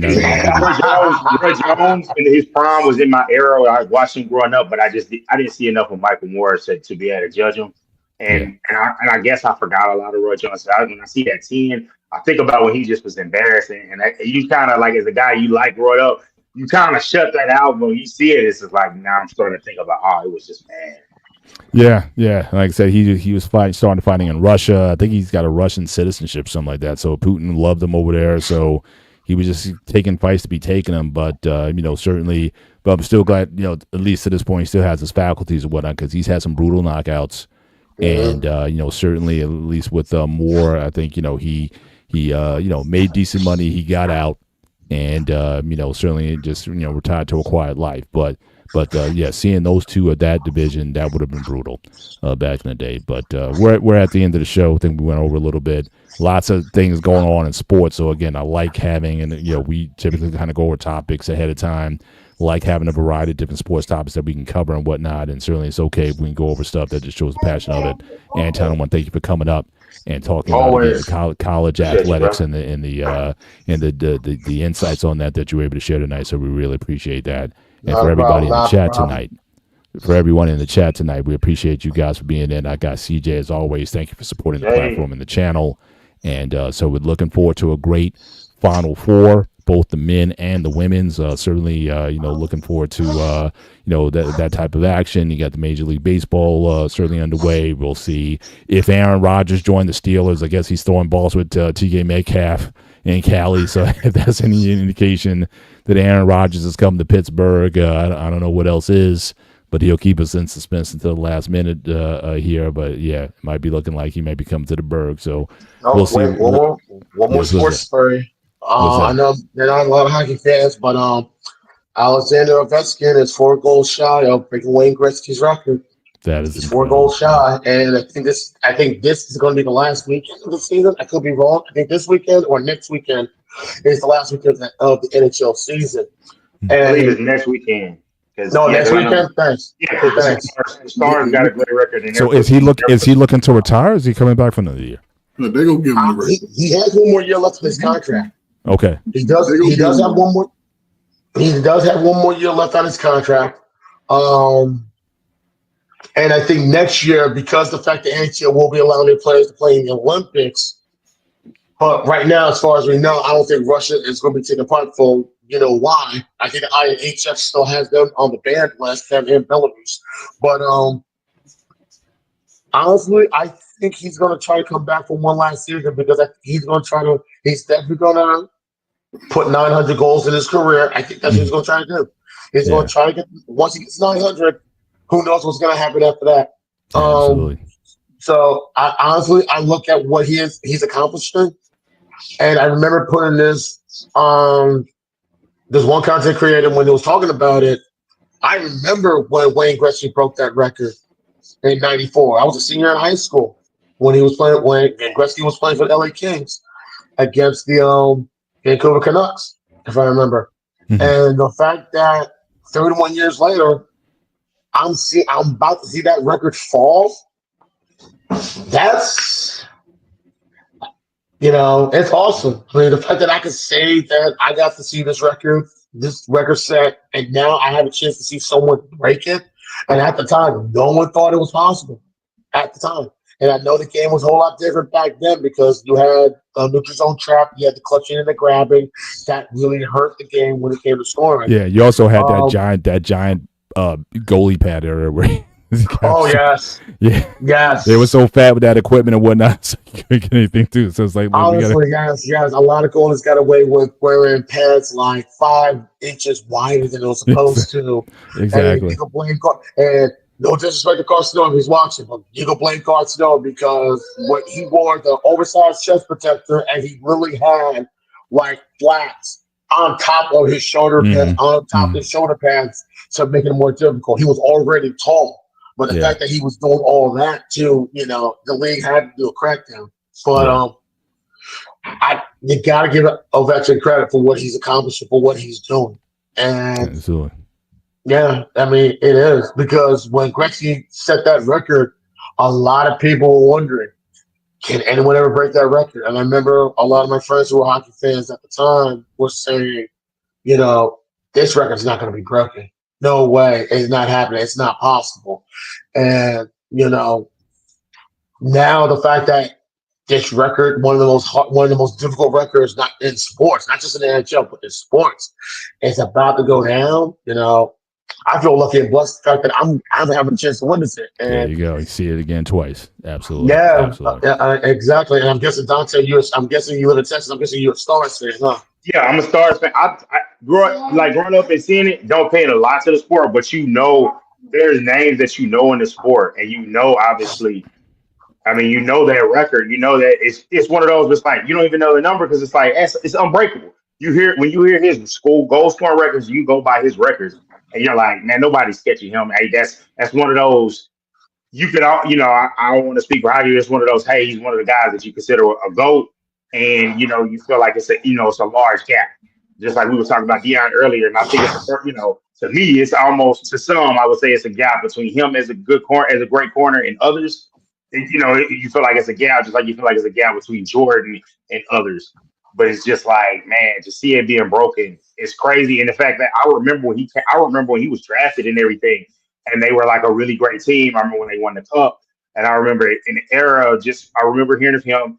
Sid Crosby, Sid the Kid, you remember hearing those guys, and now the new guy that plays took out for the Oilers that took out my Stars, and I was like, oh man, Connor McDavid. Connor McDavid. It took out my Stars, and I was like, he is that nice. So it's just I know a little bit about him, just a little bit. For sure. Honestly, it was on my bucket list for a minute, and I took it off. I'm bringing it back. I've got to get to the Prudential.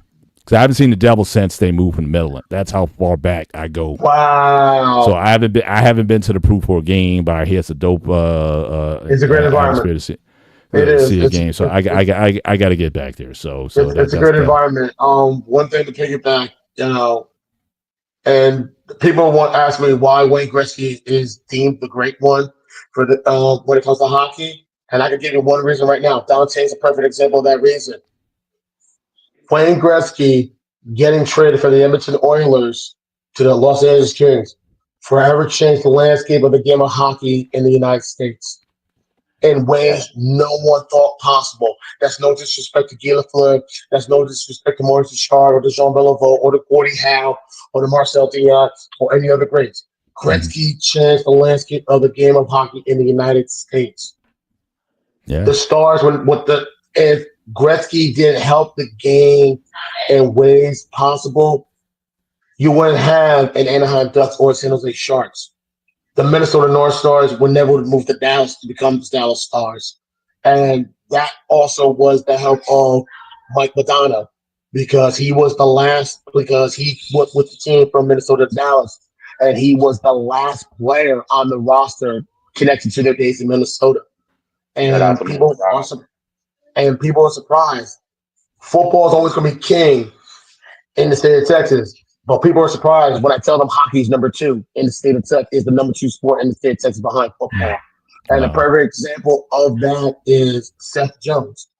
His dad, Popeye, was an NBA player, played for the Mavericks. When the Stars came to town, you know, Seth started taking skating lessons with Mike Madonna, Joe Newendike, you know. Then when his dad got traded to Denver to play for the Nuggets, he started getting skating lessons from guys like Joe Sakic and Peter Forsberg of the Avalanche.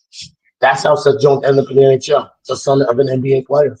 Amen. You know, that's the Gretzky factor. Guys that you see in the league now from places like Pennsylvania, like New Jersey, like Florida, like California, like Utah, Arizona, Austin Matthews, grew up, born and raised in Scottsdale, Arizona, got into hockey because of the Coyotes, you know, making the move from Winnipeg to Phoenix. You know, when you see players come from parts of the country you never thought possible, Wayne Gretzky did that. Plain and simple. And that's one of the reasons why I'm a hockey fan. And I can tell anybody this. You can't find any other sport, whether it's the NFL, Major League Baseball, the NBA, Major League Soccer, what have you. You can't find no athlete, no superstar athlete that went from one location to another and forever changed the trajectory of their sport. And any of them, any of the big 4. And the only person that's done that is Wayne Gretzky. Gotcha. Wow. With that, ladies and gentlemen, again, the great show as always. Lots of topics. I didn't know you guys were hockey heads. Dante never mentions it, so I'm willing to bring up. We can have one of those that I know a little bit about, and this is like because it's easy to follow, and I mean it's easy to follow just because it's like they play in the same arena as the Mavs, so Right, you know when the games are on, so you kind of know about it. And to be honest, I saw the Stars win. You know, when I saw them win, and you catch the fever, you start watching. So I would say I thought what you were gonna say pound for pound, playoffs wise, you could put hockey playoffs against anybody's playoffs because the one could be an 8. One could be the 8. You know, the best team in the regular season will be out in the first, second round, and you just don't really get that in the other sports. So it's more intrigue and it's more nervousness if you are a top seed. So. Mm-hmm. Yeah. Hockey, but if you guys listen, if you guys later on, as we get closer to playoffs and whatnot, if you guys want to have a hockey segment, I'm all open to it. Like I said, if the interest is there, let's talk about it. So I'm definitely all for that. But let's close out the show. Again, great show as always. Looking forward to the rest of the week in these games, and definitely looking forward to all you guys, seeing you guys next week on the One and One Sports Show. For myself, Mr. Bennett, for Brother Dante, for Anton, and for the coach. You guys have a great week. Take care. God bless. We'll see you next time. Be safe, everyone. Yes, sir. Peace.